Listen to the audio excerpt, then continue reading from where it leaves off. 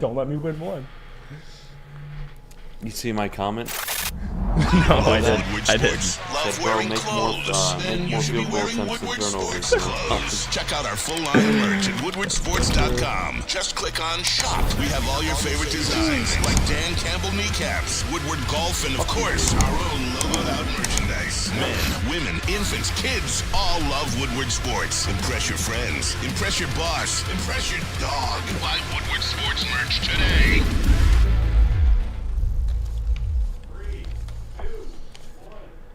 Good morning. What's up, everybody? Welcome to the Morning Woodward Show here on the Woodward Sports Network live.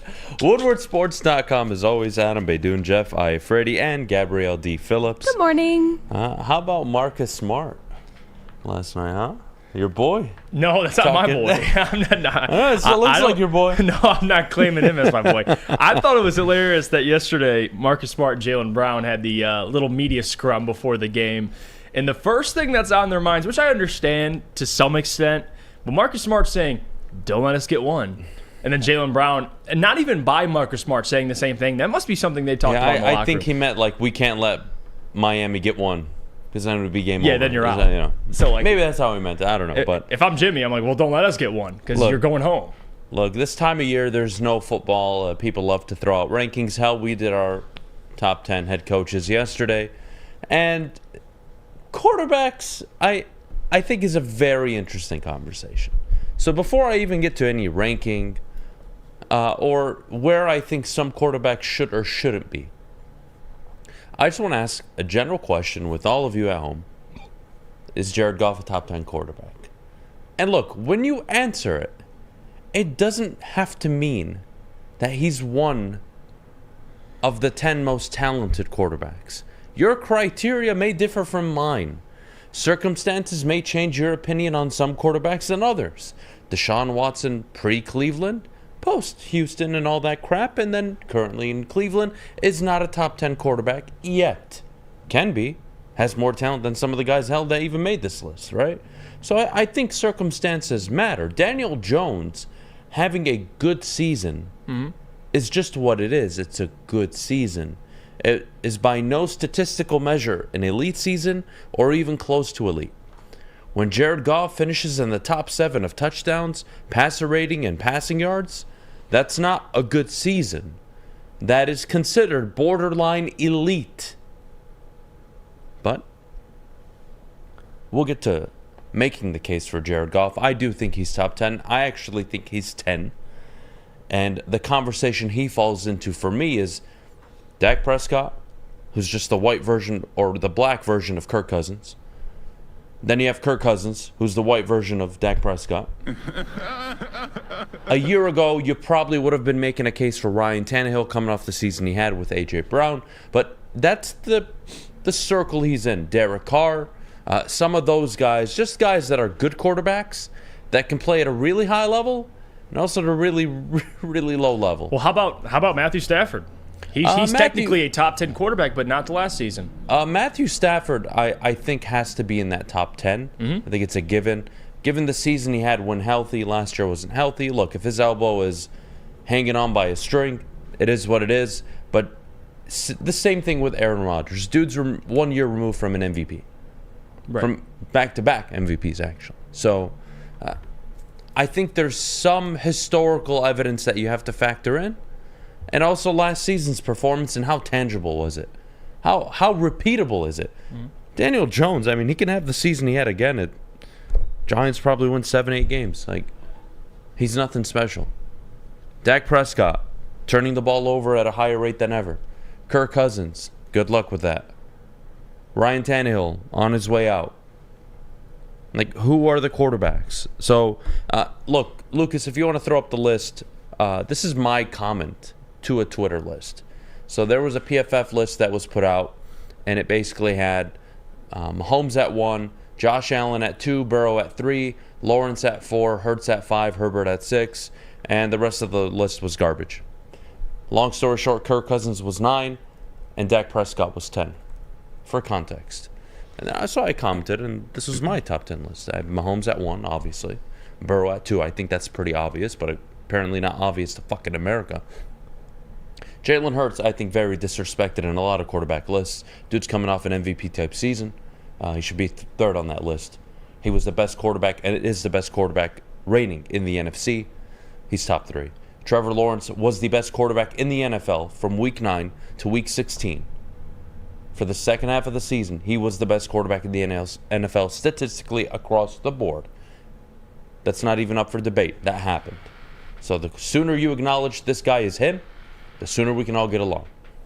Number 5, Josh Allen. I don't like the turnovers. Way too many turnovers. That's why he's going to fall on this list. A year ago, he probably would have been top 3. Hands down, nobody would have argued. He turns the ball over way too much. I don't like it. Justin Herbert, I still think has to mature a little bit as a quarterback.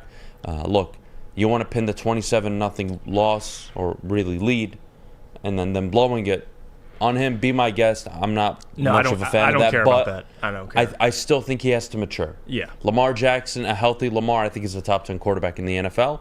And then I rounded it off with Stafford, Rodgers, out of respect, along with what I expect them to do this year, and then Jared Goff. Now, you can argue Deshaun Watson. You could argue Tua Tagovailoa, Dak Prescott. You can argue Kirk Cousins. Be my guest.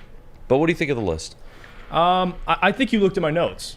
Okay. Because I'm going to be honest. I tweeted this yesterday, bitch.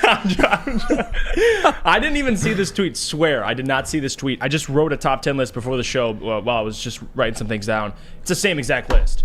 Just different. Different order? Yeah, but I have everybody you have in that list. I agree, 100%. I think Goff, the big thing, and why is Goff in your 10? Let me ask you that first. It's because coming off the season he just had matters. So it does matter to you. Yes. I'm not a guy, and I get why people would say, well, Deshaun Watson's better. Yes, in Houston he was better. He still has to prove that in Cleveland. Jared Goff, if you want to bring up, if you're going off past success, then you could bring up Goff and use it. Well, the last 2 years in LA weren't great. I'm not doing that. I'm going off last season, going into this season. And if you're going by that metric, Jared Goff is a top 10 quarterback, statistically. He was last year. And the guys that I have left off this list that just missed it, Dak, who you kind of summarized it perfectly. Dak, I think, numbers-wise, could be a top 10 quarterback, but last year, definitely not. Deshaun Watson, no. Tua Tagovailoa wasn't healthy enough, so Jared Goff makes the list. Geno Smith, to me, 1 year doesn't make you immediately better than Jared Goff. I love him. I love him. On like the long list, it's Tua, Stafford, Deshaun Watson, Derek Carr, Geno Smith, and then Jared Goff at 16. Yeah, I honestly think they just haven't watched Lions football. And it's okay. It's fine. I just don't know how, looking at last season, with all of Tua's injuries, that you can still rank Goff lower than him. And it's nothing against him. I think if you want to rank by talent, Jared Goff is not in my top 10. Right. Because I'm going to have Tua over him. When healthy, Tua's much more talented. Let's see. Deshaun Watson, easily more talented. But I'm still going to have him over Geno Smith and Kirk Cousins. So we just need more information on what all he factored into this everybody's exact criteria list. is different for this stuff. To me, I think it matters that you finish top 7, top 5 in passing yards, top 5 in passer rating, and top 7 in touchdowns. I think that matters. Like, that really matters to me. He did that. Whether you like... you don't have to love Jared Goff. Statistically, he was one of the 7 best quarterbacks in the NFL last year. Does that not carry any weight? Geno Smith, yes, 1 year. I've seen Jared Goff do this before. He did it in L.A. Mm-hmm. So this isn't, Jared Goff's first season. Oh, my goodness. Where did this come from? This was Jared Goff in L.A. when they paid him all the money they paid him. Yeah, the first 3-4 years in L.A. for Goff, very productive. And I think that's what people forget, too. Like, even Deshaun Watson, the guys that, and I love this comment, too, because Stephen Baffey pretty much summarizes how I feel as well. He said... once you get past 7, 8, there are about 10 quarterbacks that are so similar you could debate it for years. Yeah, like after I think about 8, 9, now you're just having debates. I think you'd probably lose every debate if you want to go against Goff at 10 right now.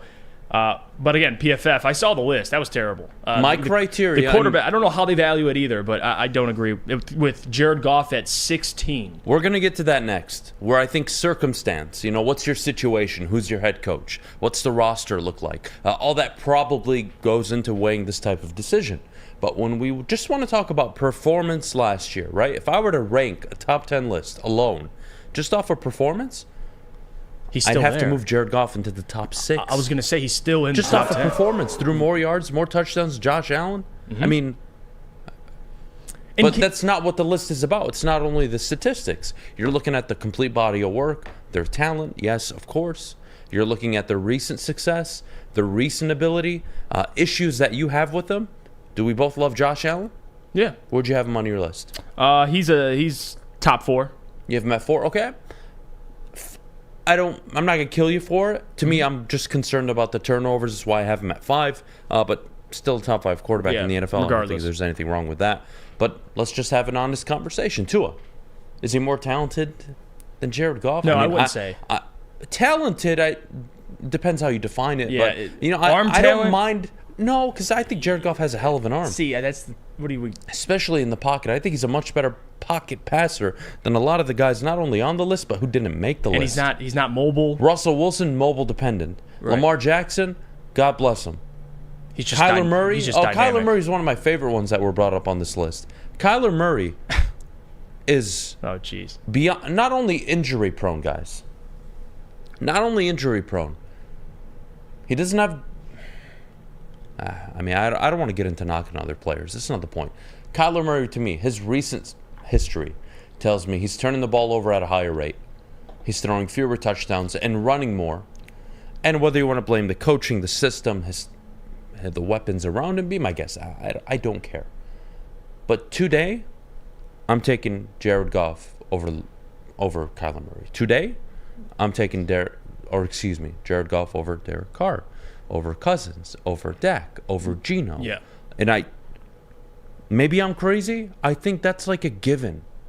I don't even think it's a debate. Well, it depends. If you're going off production, Jared wins that. Oh, never hurt. So stability. And if you want to bring up playoff success, he has more playoff success than any of those guys. So what metric you want? I mean, we could go with any metric, and I think Jared would win it. I'm gonna read like the segment that he put underneath it. Goff is in an outstanding offense with one of the best coordinators in football running the show. Depending on the numbers you look at, his stats make him look like one of the best passers in football. But it's clear to anybody with a critical eye that doesn't quite really match. Goff ranked 19th last season in PFF passing grade and 30th in big time throw rate. He's a solid quarterback for the offense. Excuse me. Oh, I apologize. No, I take back everything I said. He doesn't throw it sexy enough. You know who isn't a sexy thrower of the football that nobody wants to acknowledge? Patrick Mahomes. Because shut the fuck up, Lucas. 1 second, let me finish, and then you'll understand what I'm saying. You know what makes Mahomes so fucking great? Is that his first 30 passes of his, let's say you go over 35 passes, right? 30 of them are just intermediate, short, on the money, perfect passes. And then he has the 5 what the fuck throws. Right. Wow. Oh my goodness. It's not always about making the deep throw downfield or the one off your back foot or in duress. It's about making the normal, simple throws perfect on a consistent basis. That's what Mahomes does so well. Joe Burrow, all the great quarterbacks. You want to go to Peyton, you want to go to Tom, you want to go to anybody.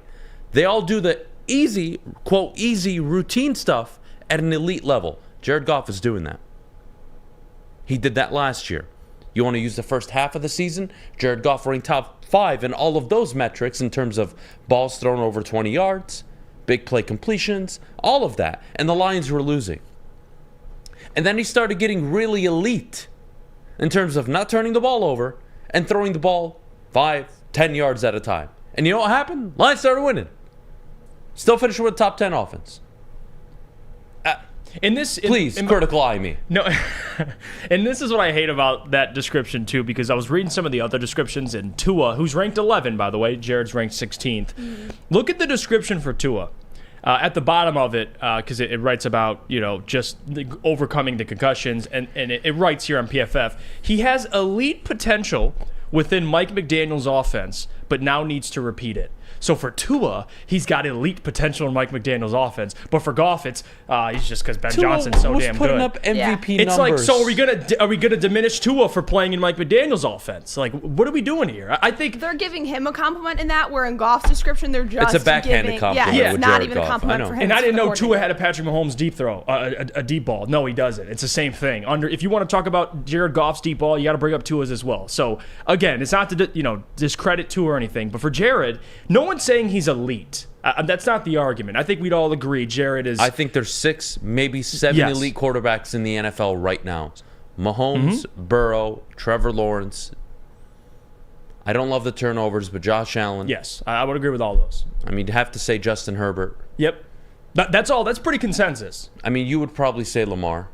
Yeah. I wouldn't, but I mean, that's why I said 6 or 7. I'm at least going to give you the one number, right? So, but those are pretty the consensus. guys. Those are the guys where, like, across the board are everyone's top 6. Exactly. 7. That's the kid that you raised, that went to Harvard, did everything right, got married, 3 kids, financially stable, never caused you a single problem in your life. You just sleep good at night knowing, like, I did good with that. And then there's the 26, 25 other teams that are like, I raised a fucking idiot, right? And just, here we are. Here we are. And then you have to rank between which idiot you like the most. But we'll take a break. When we get back, do circumstances matter? About this list, does it matter? And where does Goff's situation compare around the NFL? We'll go into that next, but before we do, Jeff, the best defense on and off the field, Guardian Alarm. Well, let me tell you about them. Guardian Alarm, they got customized solutions from real experts. They're professional technicians. Take the time to recommend security and automation solutions specific to your needs. They also got 24/7 professional monitoring and technology backed by people. Your safety and security deserves technology that's not only been proven to work, but by people that have been proven to care. Call 1-800-STAY-OUT for more information. Lucas, I think... Introducing the Planet Fitness Guide to getting that post-workout glow. Step 1. What's your why? More epic energy? Better sleep? Blow off steam? Step 2. Join Planet Fitness for just $10 a month and get moving in our clean and spacious clubs. Step 3.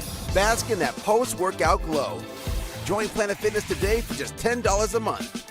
Join today at any of the 50-plus Detroit area locations. Get a shot up. This is for the win.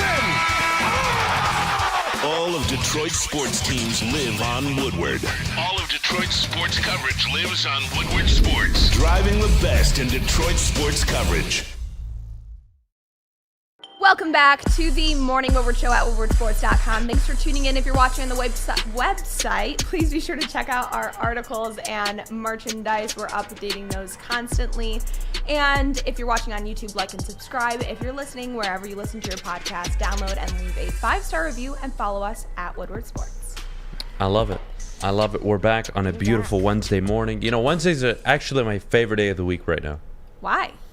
Because it's the one day my wife comes home late from work, and it's just that extra hour that I get to myself, and I don't have to deal with anybody. How is everything coming along with, like, the baby room, carriage, By the way, $650 for a fucking cardboard stand with the kid's name on it and a bunch of fucking balloons.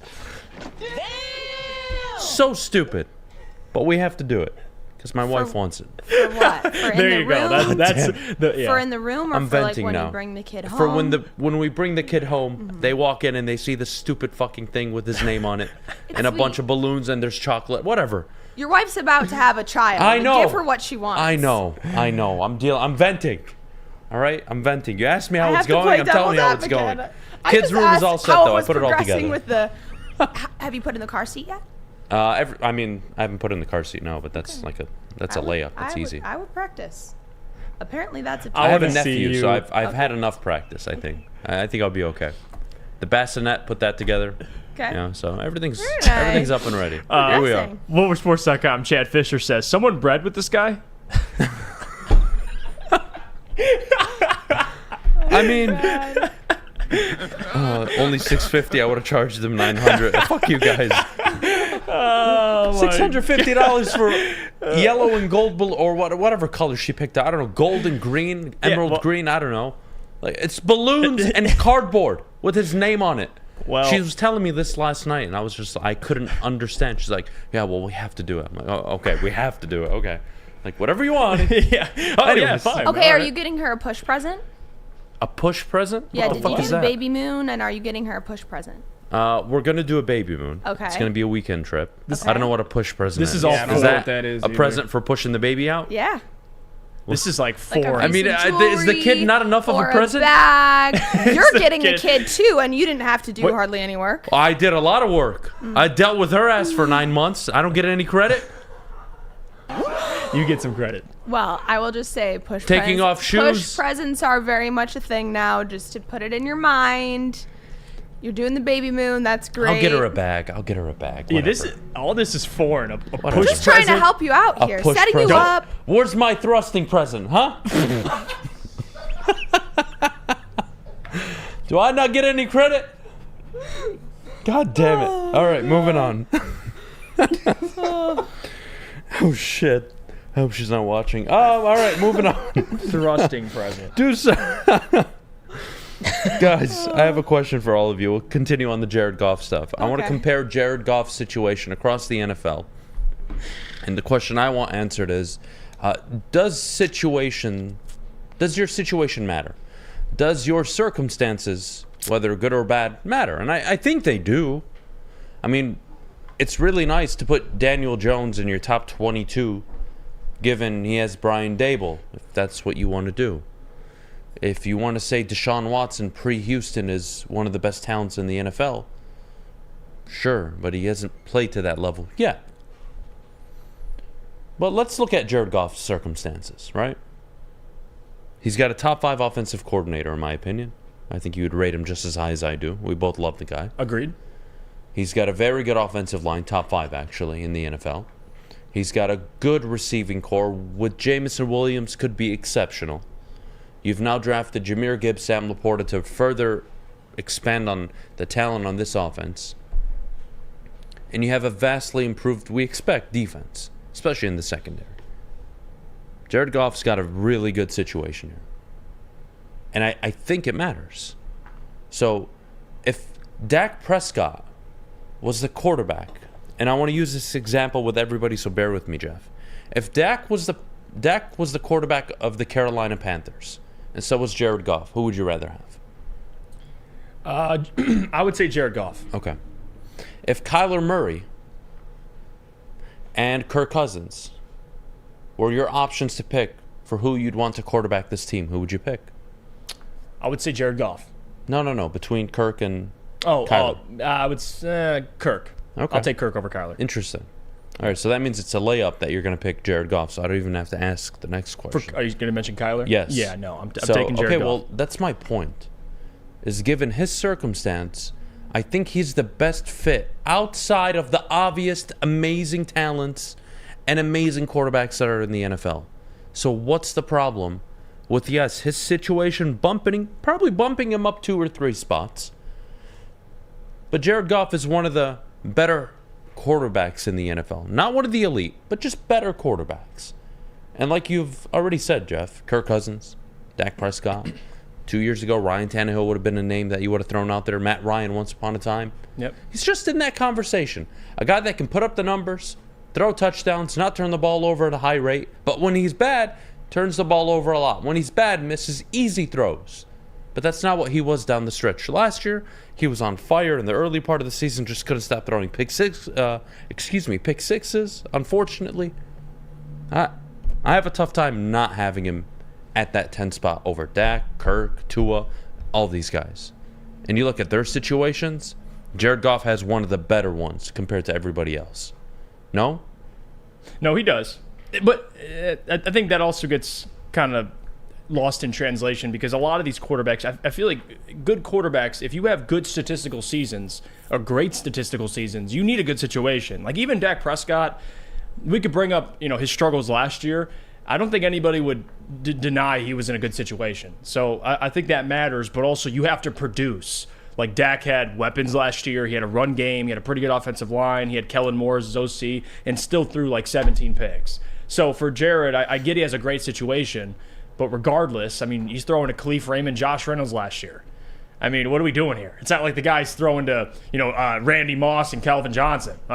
So I get the whole good situation thing, and that does matter, especially for Goff. You give him a run game, you protect him with a really good offensive line, an elite offensive line. That's going to matter. But let's not get it twisted like Goff's only playing well because of his situation. Of course, that's how it works. Like Mike, we just brought up last segment, Mike McDaniel with Tua. Tua had a great year when he was healthy. But yeah, he's in Mike McDaniel's offense. He's got Jalen Waddle. He's got Tyreek Hill. That stuff matters. But I'm not going to discredit Tua because of it. He still had to play well. So I get that. You're making a lot of sense there. You got the offensive line, you got the run game, you got Ben Johnson. I understand all of that. And situation does matter. I'm not arguing that. But let's not act like the quarterback still has to go out there and produce. Like, that's like Brock Purdy last year. Brock Purdy had a really good situation. But are we going to take anything away from what Brock did through that stretch until they lost before he got injured? No. Like, he still had to produce. So I get it, but Jared Goff, to me, he deserves to be in that top 10 because of how he's playing, not just because of his situation. I think that discredits a lot of things that it probably shouldn't, to be honest with you. Yeah, look, again, you want to use one season examples. Geno Smith, a very good example. Somebody threw 30 touchdowns, more than Jared Goff by one. Yeah. Threw more interceptions than 11. Had a very good passer rating, 4,200 yards. Excellent single season. And of the 8-9 years he's been in the NFL, that was easily his best one. His first 2 years in the league, he threw 12 touchdowns, 21 picks, 13 touchdowns, and 13 picks. And then he was a backup the rest of his career up until last year. Right. Situation does matter. And he popped off. That's great. But I have more historical data that tells me Jared Goff is more sustainable than Geno Smith. Well, he's done it. I have more historical data that Jared Goff is sustainable over Kyler and Tua Tagovailoa. You know what separates him, too, for me, is he's produced with different coaches. Like, he did it with Sean McVay, and now he's doing it with Ben and Dan Campbell. I know he struggled his first year, but he has two. We have data. We have a top 10 season under Dan and Ben. We have a top 10 season with Sean McVay. So that's why I lean towards more Goff. Is I have even different coaches. He's still capable of having years like this. It's not like Dak Prescott where he's only been with the Dallas Cowboys. And for the most part, he's looked pretty good statistically. But last year, he's coming off an awful season. So he ain't in my top 10. I'm not understanding the national obsession with the idea that Jared Goff is just mid. According to your list, 17th on that list. I think 16th. 16? Yeah, 16th. I think that's still wild to me because, again, what are we valuing here? Production only? Goff finished top 7 in the 3 most important categories in the NFL and only threw 7 interceptions, 1 in his final 10 games. So if it's just on production, you can't use that argument. If it's on talent, I can understand. Lamar easily more talented. I don't have to go through the names of the top 7, top 8 quarterbacks in the NFL right now. They're all obviously more talented than this guy. But that's not the point. So what is it? What is the separating factor? JB, anything on this? Anything we're missing to why Jared Goff can't be placed at 10 over a Dak, a Kirk, a Kyler, a Deshaun?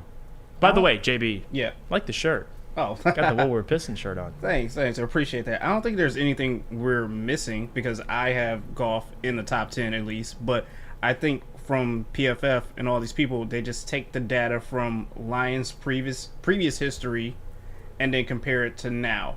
So they're saying that Goff in one season, and that amazing season that he had last year, can't elevate this Lions organization as how they should be in previous years. They're taking all that data from the past and saying that, hey, the Lions have been terrible. They're still going to be terrible, so they're probably going to discount them again this year until they prove it again and again. So that's my only option behind it as well too. But still, I believe in Jared Goff, and I think he should be in this top 10 tier, at least for me. And this is the thing I don't understand about, because we've had a ton of these conversations about mid versus elite. Where does Goff rank? And I feel like a broken record because we always reiterate the fact that Goff's not elite. Doesn't mean he's not a top 10 quarterback. Or, again, coming off a top 10 season, which matters. And I think quarterbacks that aren't elite can still have top 10 seasons. Hell, they can have elite seasons, but they're not elite quarterbacks. Like for Jared Goff, no one's arguing he's elite. But to say Goff is mid, or because again, after about 7-8 quarterbacks, the top 8 quarterbacks in the league, after that, everybody's mid. Wouldn't that be correct? Or bad? Essentially, So, yes. like, the whole mid thing is just, okay. Okay, Goff's fine. Mid, he's I have still a mid top quarterback. I've seen mid quarterbacks get to the NFC Championship and Yes. AFC Championship all my life. Mark Sanchez went to fucking 2. All right, Jimmy Garoppolo to 2. Let's see who else is mid. Joe Flacco. That's a fun name to bring up. Who else? Matt Ryan's been to 1. So I have a question, like a hypothetical, based off of what JB said, that they're kind of they are discounting Goff because of the situation that he's in, like you guys have said, but also because he's with the Lions. So take one of these top 6 quarterbacks that you're all set on, that they're in the correct spots being in the top 6, and plug them into Jared Goff's position. Do you think that they would still be top 6? Or Easily. do you think that they're going to get that Lions discount? No, easily. I think they're not only top 6, I could argue, you look at that top 6, the Lions don't have a better situation than Kansas City or Cincinnati, right?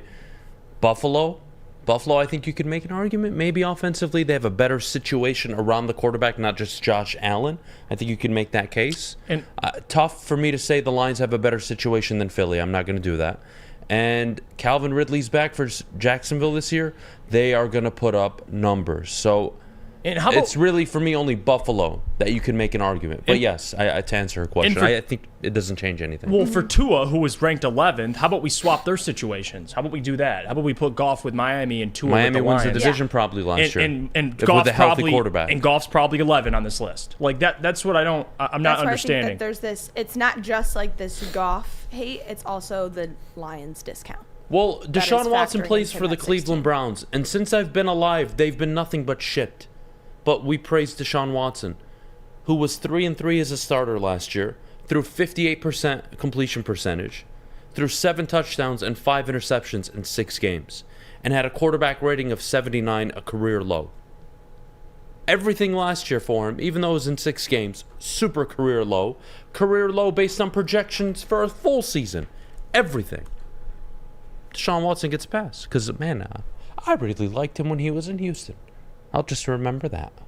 Fuck Jared Goff. Is that what we're doing this morning? And this is also my problem, too, because just to read this comment on the WoodwardSports.com chat thread. Go for it. Steve O'Baby says, but one good year doesn't make you a good quarterback.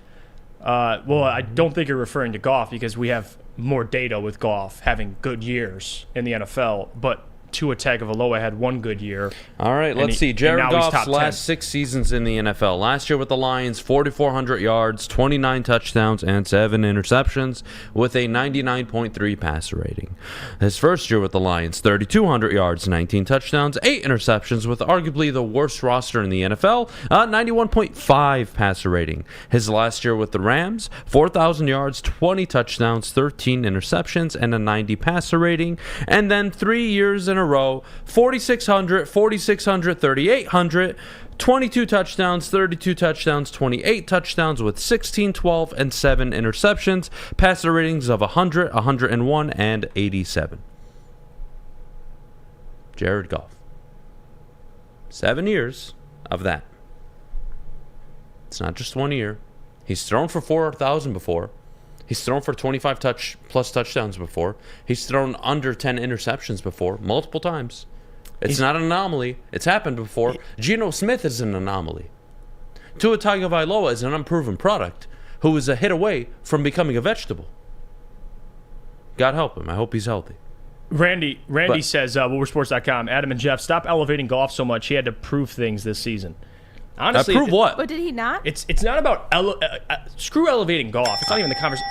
How is the argument is Geno versus Goff? These quarterbacks versus Goff. You cannot argue to me that Geno is better than Jared Goff. Like that doesn't. If you talk about having one good year, again, I have more data that Jared Goff can repeat what he did last year. I have nothing to prove that Geno can. So why is he ranked above him? He had 2 more touchdown passes. Like, what are we doing? There's nothing for Jared Goff to prove. He is what he is. Is Jared Goff going to wake up overnight and become a top 5 quarterback? No. Am I missing something? No. Is he capable? I don't think so. I think at his best, he's around top 10 where he is now. It's exactly where he is. And right now, he's coming off his best statistical season since his almost MVP type year with the Rams when they won 13 games. It's very simple. So, yeah, he's there. And after this year, he'll probably be 12 or 13 realistically because I expect Deshaun to have a good year, right? You expect some quarterbacks to bounce back, some quarterbacks to play better than you expect. It's just how the NFL is. Aaron Rodgers might fall out of that top 10. So will Stafford probably. Mm-hmm. So we'll see. We'll see how the rookies do this year. Yeah. We're always going to have these conversations. Justin Fields is a popular name right now. Does he elevate himself? We'll see.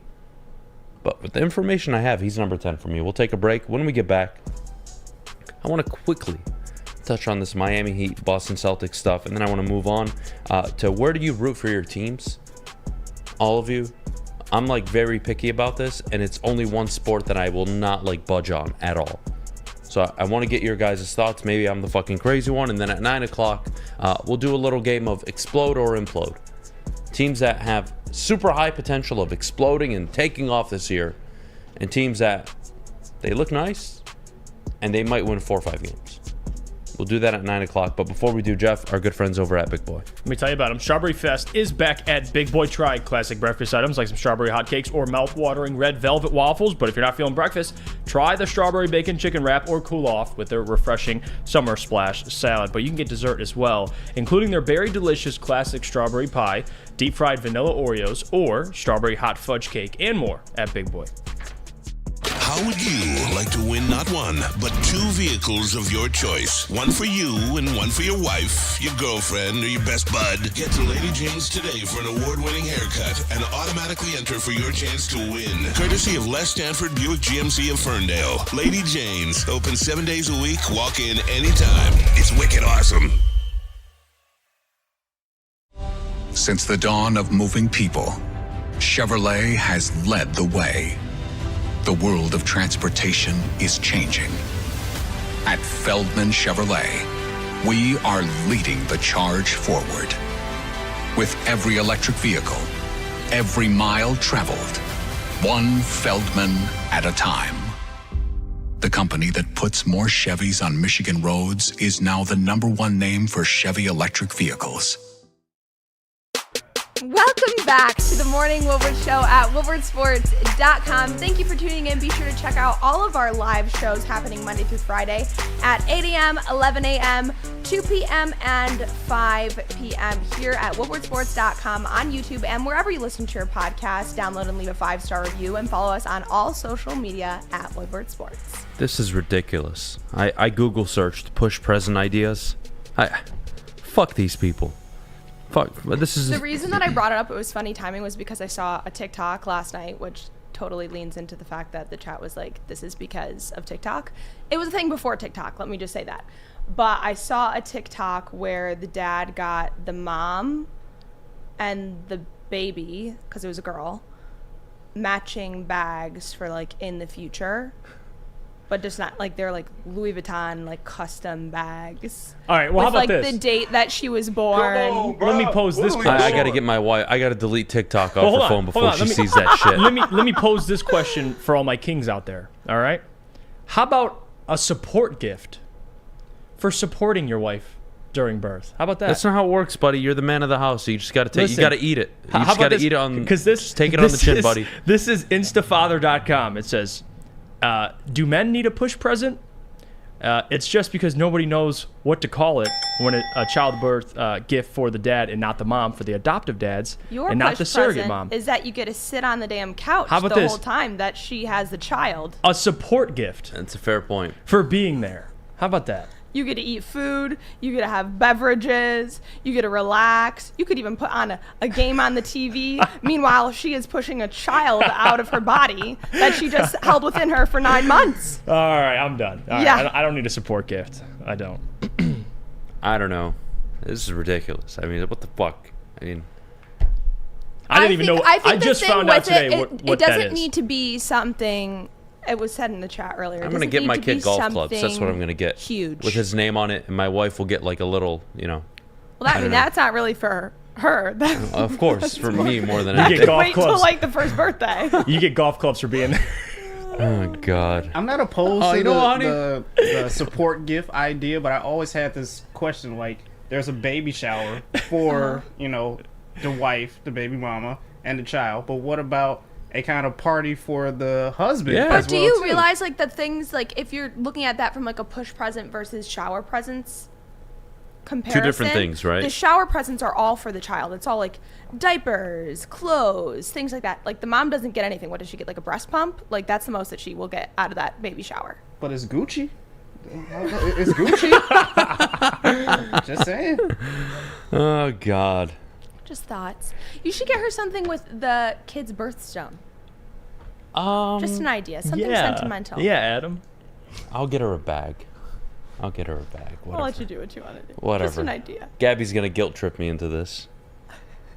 Feel like I'm not guilt tripping you into anything. I'm just supporting you in a direction that would be great for you and have Or my great wife. return and be great for your wife. How about this one? Mr. Ray, WoodwardSports.com says, what about a Gucci breast pump? Now that's... I think JB Nah. hit on this. I don't know if that actually exists. I hope it doesn't exist. I'll give up on life if it exists, I mean- honestly. All right, look, I don't want to spend too much time on the NBA, so we're not going to. Spend 5 minutes on this. The Heat suck. They're going to lose the series. It's over. They're up 3-1. Disaster. Marcus Smart said, don't let them get a game. They got a game. It's over. It's over. Yeah. It's over, Jeff. I didn't watch the game. I didn't. I was not interested in watching the game. Boston won. Tatum put up 30+. Yeah. Good for him. I don't care. I probably won't watch Game 5 or 6 if there is a Game 6. I just don't care. And that's how I feel about this series. I think Miami wins it, whether it takes 5, 6, or 7 games. I don't see Boston having the mental fortitude of being the first team ever to come back down 0-3. It's not going to happen. No, I agree with you. I thought Boston would take last night, and then Miami will close it out in game, that would be 5. Game 5. So this doesn't shock me. Boston's running on adrenaline. You're down 3-0. They know they're the better team. You heard Marcus Smart, I don't know if you have or not, but Marcus Smart and Jaylen Brown both saying, don't let us get one. Like, all that stuff, man, like, after this game, they shot 40% from 3. They're not going to be able to repeat this. Like, Miami isn't going to struggle like they struggled yesterday. Jimmy Butler didn't have his best game, even though he had 29 points. Bam Adebayo didn't show up. They'll be all right. I still think they'll win in 5 games. I just love that Marcus Smart and Jaylen Brown think that they're the ones. Again, have to think that way, not hating it, but come on, dude. Like, that's the first thing you say, don't let us get one. Like, that's the most ignorant thing. And then you got Grant Williams, who finally showed up to play, by the way. He played well last night. But regardless, Miami's got this thing in 4 games. Yeah, or I'd 5 rather- games, excuse me. I would rather talk about push presence? Yeah, we could just talk about There you go. push presence. Than this series. It's over. It's not even fun. Yeah, it's... By the way, I looked up that stupid stone thing, your idea. Stupid, ridiculous. They're so expensive for no reason. It's a fucking necklace. Well, I'm sure your Google search came up with the most expensive stuff first. Well, that's what I'm being sold. It's ridiculous. Gotta do some digging. It's a fucking little bean that's jade green.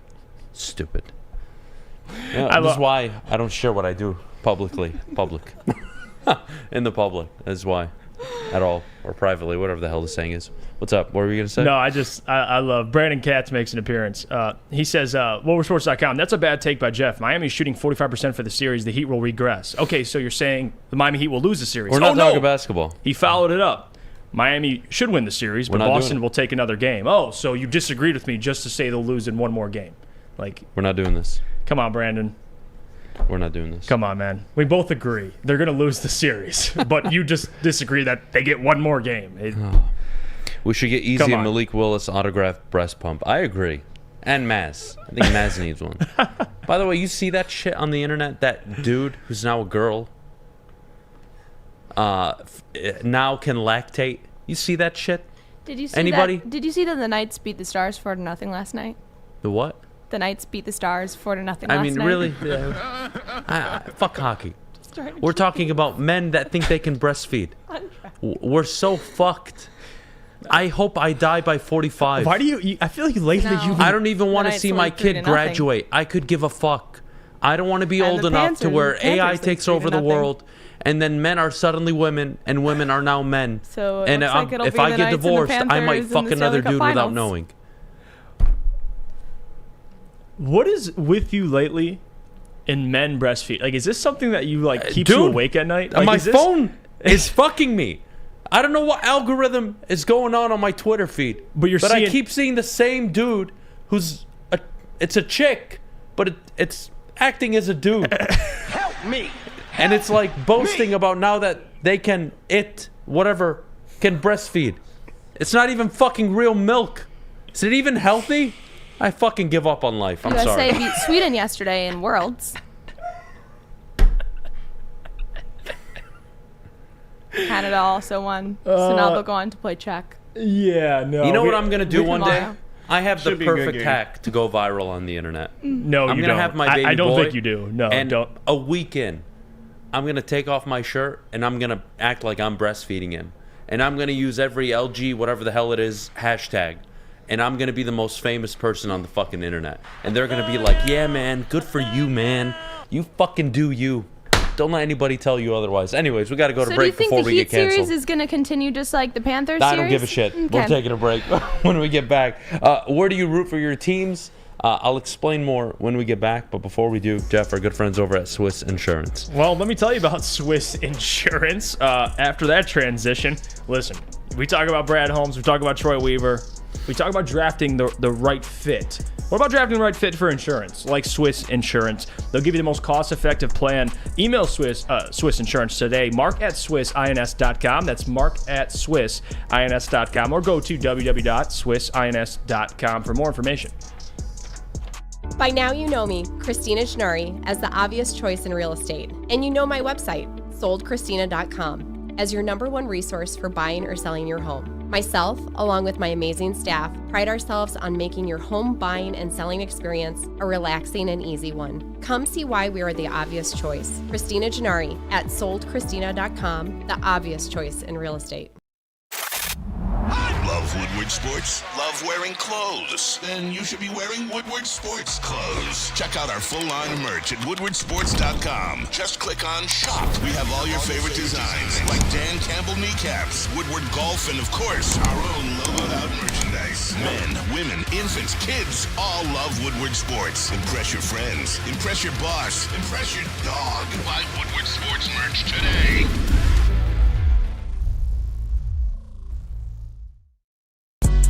All right, we're back here on the Morning Woodward Show, live, woodwardsports.com. Adham, Beydoun, Jeff Iafrate, Gabrielle D. Phillips, who was insisting that we talked about hockey I was instead of insisting me that breastfeeding. we talked about hockey rather than your other topics that you wanted to discuss. It's not that I want to. It's just, it plays out the way it is. Over, under, Adham is canceled in 2 years. Definitely under. I would probably bank on the under. So my question this morning is, where do you root for your teams? And this question came up because I got an email, I won't say from who, whatever, for season tickets, whatever. And typically, I'm not a season ticket holder guy. I just don't think I can make the commitment of going out to the games, and I don't like reselling. I think it's a scummy way to handle your business. Anyways, when it comes to the Tigers and the Red Wings, I will go to a game. I think they're more enjoyable. I think at the ballpark, I'll drink my way through the game. And now they're shorter, so that's even better. And I'll have a few hot dogs. It's great. Yep. Who doesn't love going to Comerica, right? Even though they need to clean it up and make it better, but whatever. It's a different conversation. LCA, the Red Wings. I don't think there's a better experience in person than watching a hockey game, let alone a playoff hockey game. Fucking Absolutely. amazing. It's electric. Pistons basketball, they got to be good. You don't just go to a game and they lose 121-81 and you say, oh, I enjoyed that. So, they just got to be good. But I will go to a Piston game. Yeah, they were top 10 in attendance. But even though I they won will 17 never, barring an NFC championship game that I want to take my dad to for the sake of my dad to witness it, will I ever go to a Lions game. I can't watch football in person. It bothers. I've been there before many times. I just can't do it. The idea that I can sit back on my couch, relax, chips, pop, the whole 9 yards, barbecue, watch the Lions game at 1 o'clock, have NFL Sunday Ticket or Red Zone up on the other screen. It is so fucking amazing. I just can't explain it. So my question to all of you is, where do you root for your teams? Me, I'll go to any of the games for the Tigers, the Red Wings, no problem, no questions asked. The Pistons, they have to be good. I have to enjoy what I'm watching. Yeah. And the Lions, whether they're good or bad, I'd just rather watch them at home. I went to the Cowboys game for Thanksgiving, I think it was, or I think it was Thanksgiving. Maybe I'm wrong. Or the week after Thanksgiving. It was a November game a few years ago.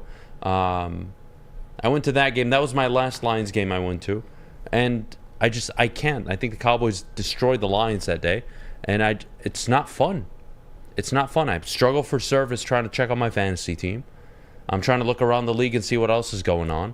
Right. And whether you have front row tickets, mid, or even farther away, I mean, it's way more enjoyable on TV. It's just my opinion. I want to know what you guys think. No, I think you nailed it because me and you were kind of similar in this way. We play fantasy. And when you're at the game, when you're at the Lions game, your attention span, you're focused on the game, but also you're looking at your phone because you're trying to see how everyone else is playing on your team. So when you're at home and you got Red Zone on, you can watch the Lions, you can flip the channel, check out some of the other players on your team. Like, that's more enjoyable. I think playoff games, that's another level. Like, obviously you want to be there at a Lions playoff Playoffs, game. I think, that's Yes. Exception. exception Absolutely. to the whole rule. I want to ask you a question, though. Yeah. You went to Florida State. Yeah. You went to a ton of Florida State games. I've been to one college football game in my life. Mm-hmm. It was the Michigan-Ohio State game, not last year, the year before. Okay. And it was amazing. Like, I enjoyed it so much. If it's college football, I would much rather be there I think in person. that's, like, just a rule across the board for any college town, yes? Completely. I will say, though, I have to give myself up a little bit. I did not attend that many FSU football games in person. It's okay, they because sucked. You they had a sucked reason. when we were there, and they were in the middle of the day in Florida in August and September, and Florida State, for some reason, decided to put their student section in direct sunlight midday. That's torture. So the rest of the stadium is shaded, but the student section is literally on fire. So I didn't make it to as many games as I would have liked to. When they started playing night games, I did go, but that was like a total of maybe 2. Yeah, my dad would always take us to the Silverdome for Lions games, obviously the Palace for Piston games. I mean, Joe Louis, obviously, for Red. It was amazing. Mm-hmm. But when you get older, and I'm 29, I'd like to think I'm an adult by now. Like, it's more fun watching football at home, JB. Like, I can't go to the games week in and week out. As much as I love the team, I'm not fucking going. Just not. I kind of have to agree with you and Jeff as well too. Like, we're into fantasy football, so you want to be updating and checking your scores. And going downtown is kind of hard to get cell service, especially when everyone in the stadium has their cell phones out, or they're taking pictures, or they're trying to upload photos to Instagram. Like, it just kind of sucks. So yeah, I would much rather be at home watching a Lions game. Although I will admit I've been to like a ton of stadiums. But one thing I have not done, I have not been to a Red Wings game, and I know it's a shame.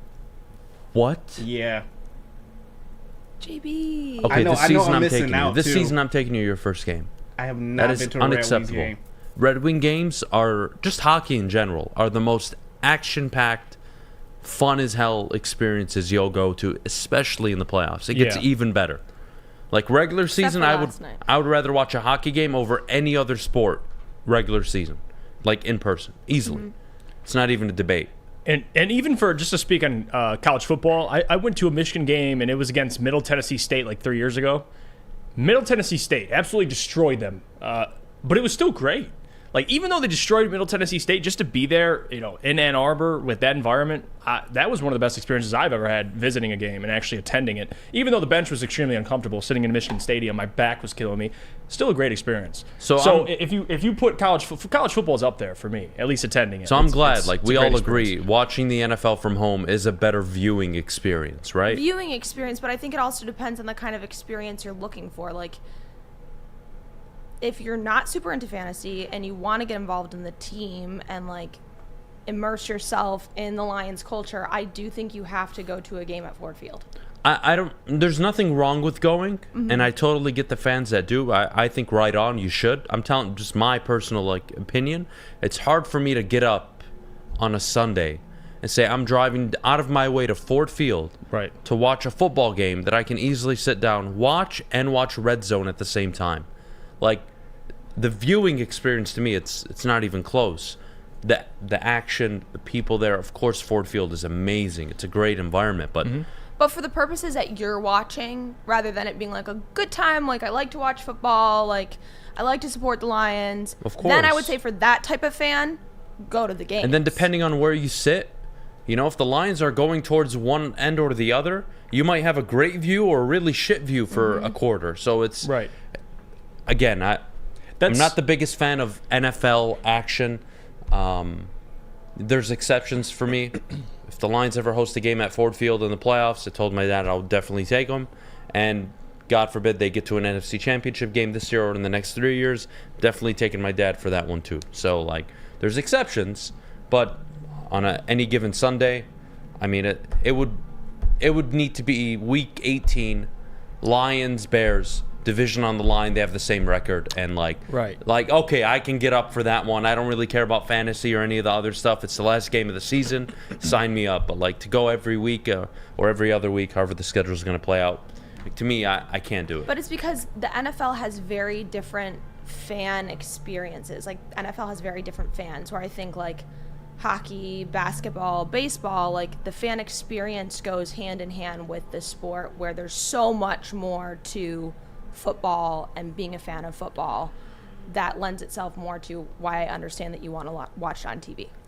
Yeah. And you factor in ticket prices too. Like you see even by Ford Field, all the bars nearby, people would much rather just go downtown, go to a bar, watch the game next to Ford Field than spend money on tickets to go into Ford. And now it's not a knock on the Lions or anything, but I would, instead of dropping $200 on tickets to go watch the Lions, I'll spend about close to $100 on drinks, bring some friends, go to the bar, and watch TV with all other Lions fans. So that kind of speaks to it, too. It's where you want to spend your money. Personally, I prefer watching the NFL at home because of the point we made with Red Zone and all the options I have. I can check fantasy. I got food in front of me. I don't have to spend all this money. But one game I do enjoy going to every single year, which I've tried to go to every year the last couple of years with me and my dad, is the Thanksgiving game. Because it's the tradition, it's the experience. I love that. Going downtown, seeing people. Saw a lot of people that watched the show last year when I went downtown to the Bills game. Like that experience is great. But just going to a Lions game just to go to one, preferences is preferences, and I would much rather watch it at home, quite frankly. Fair enough. But that's how I feel about most sports besides hockey. Hockey is way, way better in person. It's unbelievable. I'm glad we agree. I really thought somebody here would have had a different opinion. No, than me, I agree. I'm glad. Lucas, you agree? Don't give me that look. No? I go Lions. Yeah, you're a simp. Doesn't count. That's why I didn't ask you anyways. I knew what your answer was going to be. Although I don't mind the bar experience either. Like just being around other fans in a bar, you kind of get cell phone service. There's other TVs around too, so you got more than just the Lions game on, so you can watch a little bit more. Yeah, no, and you see it too. Even when I do go downtown, if I have tickets to the game, you pass all these bars, and I'm talking before the game. I'm not even talking about people that are going to the game, like people that just are downtown hanging out. Still a ton of people. So like it is what it is. People agree. Do you guys remember when the Red Wings were going on that insane home winning streak? And they were going to set the record. So I was there for the Nashville game, which was, I think, the 22nd consecutive home win. I think it was number 22. And that night was obviously electric, but like Datsuk scored a goal maybe with 5 seconds left. I don't remember like detail, but something like that. It was like a last second goal. And they won, obviously. And the amount of random people that you hug and spill beer on and get beer spilt on you, it is literally hands down the best experience. There's no touchdown, interception, 3-point. There's nothing like a hockey game, especially when it matters. It's unbelievable. I love this comment. Kevin Bell says, Jeff, I got banned last year for throwing a beer on the field at the Seattle game. Hey, listen, that result of that Seattle game, I don't blame you, Kevin. I think a lot of people were just as frustrated as you. You couldn't force a punt. I mean, Adam, if you were there, you would have thrown more than just a beer because you came in that Monday morning. I don't think you guys understand the kind of fan I am. Yeah, you. By the way, at a football game, I am the most quiet, like, not even going to say a word. That's me. I'm there to just watch the game. When I go to a hockey game, I talk more shit than I do on the morning show. Baseball game? Because it fits that environment. Oh, baseball game? I don't shut... You should have seen me for the Al Avila thing. Obviously, I was doing the whole Al Avila stuff, but, like, I was talking so much shit to the right fielder. Is it right fielder? Yeah. Oh, my goodness. Kept asking him left hand for ass, right hand for titties. That was the whole thing. Yeah. The security person, like, told me to stop after, like, 5 minutes. Kind of annoying, but whatever. It's fun, man. It's fun. Who is like one team or one place that you want to go to a game in person that you haven't been yet?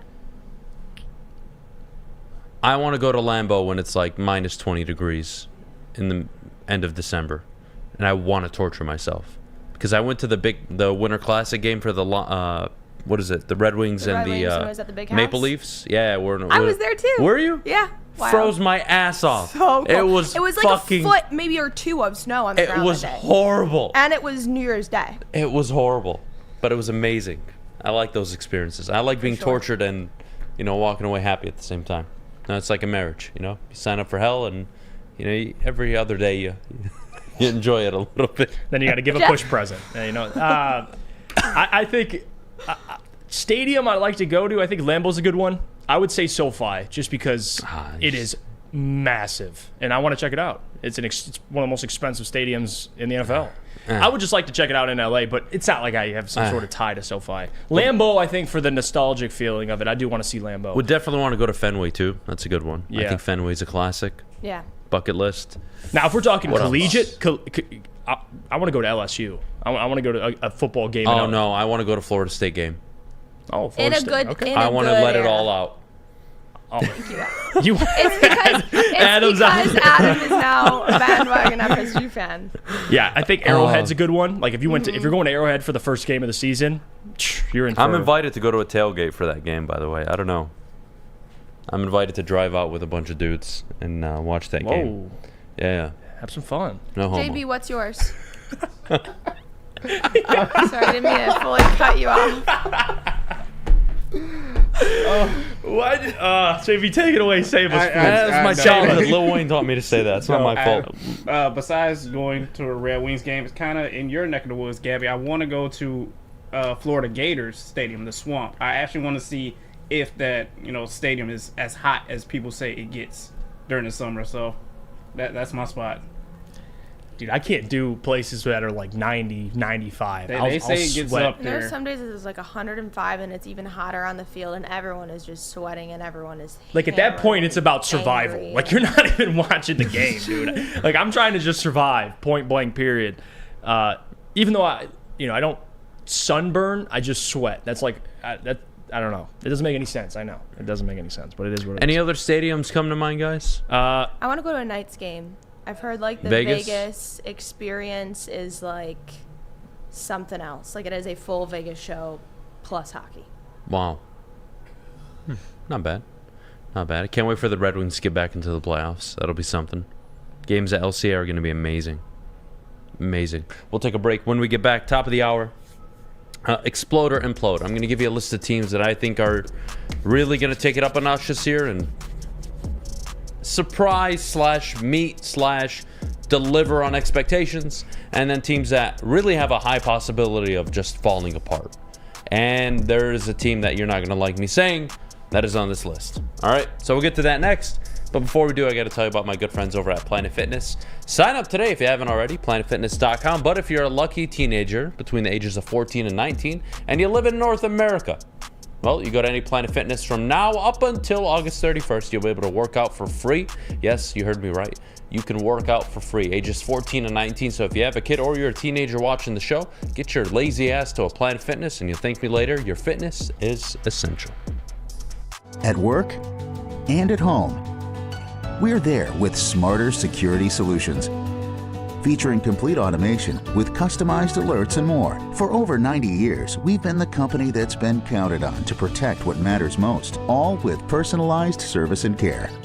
Right now, for a limited time, receive a free video device plus free installation with a new home system. Guardian Alarm. We protect Michigan. We don't like to brag that we are the toughest sports network in Detroit, but we do have a guy named Darren McCarty on our side. Lemieux and McCarty, who've had a good knockdown drag up. There they go, right on the whistle. They were talking to one another. Woodward Sports. To the Morning Woodward Show at woodwardsports.com. Thanks for checking out the show this morning. If you're looking for more WSN content, we have Big D Energy on at 11, Ermanni and Edwards with Maz at 2, and the Woodward Heavyweights at 5. Check out all of our show clips on the website and our social media at Woodward Sports. I want to get to this question before we move on to this segment, because if I don't, I'll forget, and maybe it's not asked during mailbag, or maybe I don't see it again. But Adam, would you rather have dinner with Matt Patricia or Al Avila? Well, I think that's an easy one. It would be Al Avila. And if I don't know if any of you are familiar with the Godfather series. I would Michael Corleone his fucking ass. I'd go to the bathroom, I'd find the stored gun, and I'd come back and give him a nice 1-2. All right? That'd be my dinner date with Al Avila. How's that lasagna taste? Don't do it. Don't do it. Anyways. This moving on. is all just speculation. This isn't. No, it's a threat. No, no, it's just speculation. It's All right, Jeff. Teams that have high explosion and imploding potential. Okay, I want to start with imploding. I think that's the most fun one to do. Teams that can totally fall apart. So I look at all these teams that are projected to do really well or have a good season. The first one to me is the Los Angeles Chargers. They've brought back Eckler, Herbert, Keenan, drafted Quinnen. I don't need to speak on the Chargers' offensive weapons. They have a very talented defense. Names, but talented defense. And this is a team that easily can finish third in their division this year with 7 or maybe even 6 wins, given it's not easy playing the Chiefs. I expect Sean Payton and the Broncos to be a difficult team to play against. You look at the Chargers, that's a team that can win 11 games and it easily can win 7 and their coach is out the door. Yeah. So I think the Chargers have a huge, really a high possibility of just imploding this year. Coming off to a good or maybe even a bad start. I think it can get really, really ugly in LA. Well, I think the biggest thing is just health for LA. A lot of it, and coaching, because Brandon Staley still have questions about him, but they brought in a new OC, Kellen Moore. I'm excited to see what this offense looks like under Kellen Moore.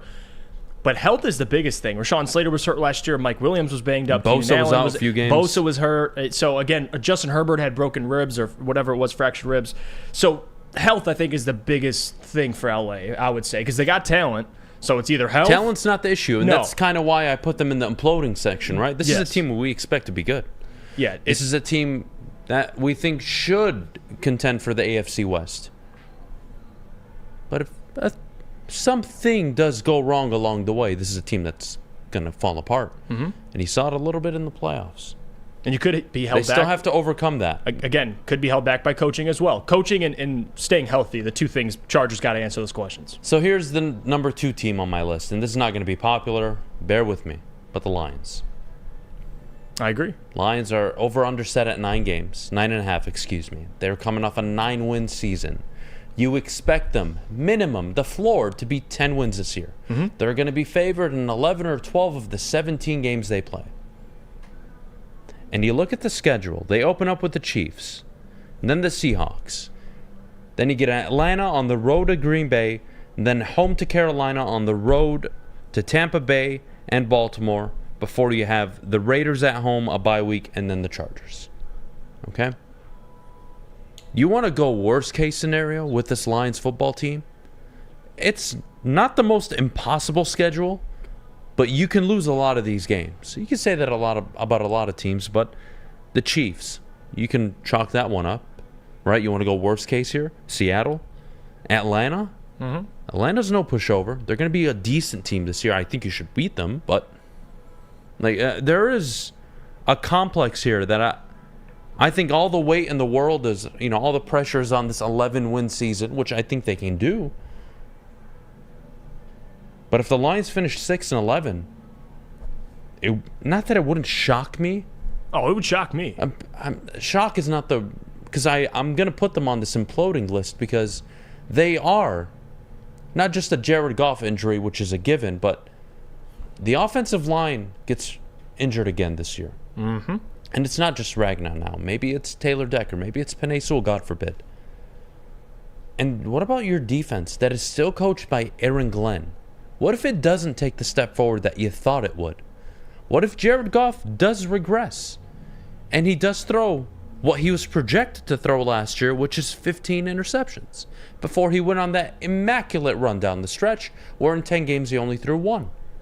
What if Dan Campbell hasn't learned from his mistakes and he's still making the same fourth quarter game decisions that cost his team football games?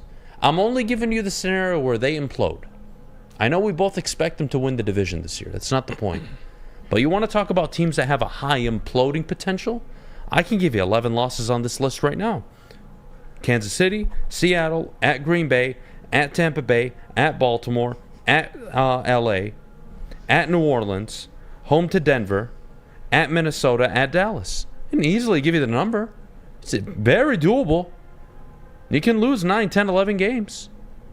So, yeah, I think the Lions should be on this list for teams that can implode. Do I expect them to? No. I have Do them you winning want the them division. to? No. No, of course not. But Just putting that caveat in there. yeah, so I the mean, that chat matters, is like- sure, but you want to talk about teams that have, like, expectations and they can totally not meet them? It's the fucking Lions, too. Half of last season 1-6, the other half 8-2. Jekyll and Hyde. Yeah, there's risk with that. Also, I agree. The offensive line staying healthy is a big reason because everything they do offensively is based around that offensive line running the football. Health is always a big question. I feel like you can use health for any of these things. I think the biggest thing you noted about the Lions is that schedule. Like, there's a reason why. I mean, you got the Chiefs, Seattle. The schedule does get hard throughout the season, and that's why what we brought up yesterday, whoever, Vic, forgot his last name, Tafur, who went on Colin Cowherd's show and mentioned how they could regress this season. The schedule's tough, and I hate doing that because it's before the season. We don't know how a lot of these teams are going to be when the season actually starts, because we did this last year with the schedule, and we picked 8 wins. They won 9. But the Lions absolutely have implosion potential. There's a lot. The offense, they were top 5 last year. Jameson's out the first 6 games. You're depending on a lot of rookies. Sam Laporta, Jahmyr Gibbs, new additions, David Montgomery. A lot of question marks that you assume will be answered, but they, of course, have implosion potential, just like a lot of these teams do. But Lions, I think, are up there. Well, I think they're up there because of the expectation, too, right? Yeah. This is a team that's expected for the first time in over 3 decades. They're expected to go win the division. You could never say that for over 30 years. Mm-hmm. They're expected to win the division. And I agree. I think they do. And I think 10-7 is the floor. 11-6 is probably the number you hit. But you want to talk about more teams that could totally implode? The Buffalo Bills. Years and years now, they control the AFC East. It seems everybody's gotten better except the Buffalo Bills. And they keep relying on Josh Allen. And yes, they're a good team, and they should be considered one of the contenders in the AFC. But you want to talk about a team that could go from 1st to 3rd in their own division? The Buffalo Bills have huge imploding potential. Coming off a very disappointing playoff, a disappointing finish to the year. You paid Von Miller all that money. He got hurt. I'm not looking at Buffalo and saying I think they're better than Kansas City or Cincinnati. Fair? So to me, they fall under the Cleveland, the Denver, the Baltimore. That's where they're going to fall. Miami, if Tua, and that's always the biggest thing, is if Tua's healthy, you think they're probably going to win 10, 11 games. They won 9 last year. Yeah, I feel like the only thing holding the Buffalo Bills back because they've their won, run game. Well, that and Josh Allen turning the ball over. That was a big question last year. His health, of course, because they relied too much on Josh Allen. But if you look at the quarterbacks in that division, he's the best quarterback, but it doesn't necessarily mean they might be the best team. I think they'll still win the division, but it'll be a competitive race. I mean, we don't know what Aaron Rodgers is going to look like with the Jets. We don't know if Tua, if he stays healthy, how good the Miami Dolphins will be. A lot of question marks in that division. So it's going to be a tough one. I still think the Bills are the best team, but implosion potential, yeah, they definitely. But they're not the only team in that division that have implosion potential either. Miami. If Tua gets hurt, there's so here's implosion one potential. more team. And it's very hard for me to say that the Niners or the Cowboys or any of these teams in the NFC have implosion potential, given the NFC is really just garbage. But I'm going to go with the Bears. And I know they won 3 games last year. And I know their fans are probably expecting 7, 8 wins, maybe even some 9. But what if Justin Fields doesn't take that step forward that we've seen Jalen Hurts do as a passer? What if the DJ Moore signing is just like the Chase Claypool signing and he's not productive? And they're not good. And they lose 12 games. Like, to me, Chicago can also be a disaster. And that's the way I'm looking at this. What teams do I think have a real possibility of totally imploding? I think the Bears meet that criteria. So we'll take a break. When we get back, I want to talk about the teams that I think can exceed expectations. And yes, there is going to be a team on there that I'm sure you all love that I think I can make a good case for. So we'll get to that next. But before we do, I got to tell you about my good friends over at Cousins Maine Lobster. Scan the QR code, go to cousinsmainelobster.com, find out where their food trucks are going to be, and treat yourself on a beautiful Wednesday to some delicious lobster tacos, clam chowder soup. Hell, you can try the lobster mac and cheese for all I care.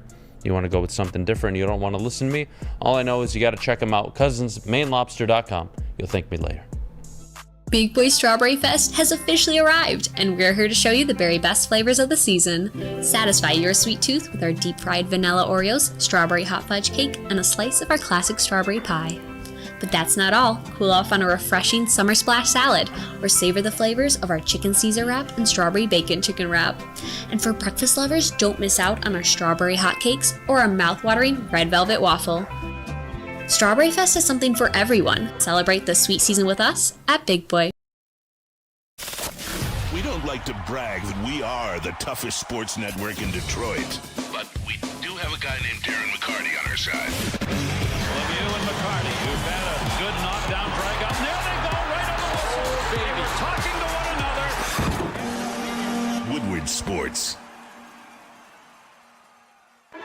Welcome back to the Morning Woodward Show at woodwardsports.com. Thanks for tuning in. Please be sure to check out everything else that we have going on the website, including articles and merchandise.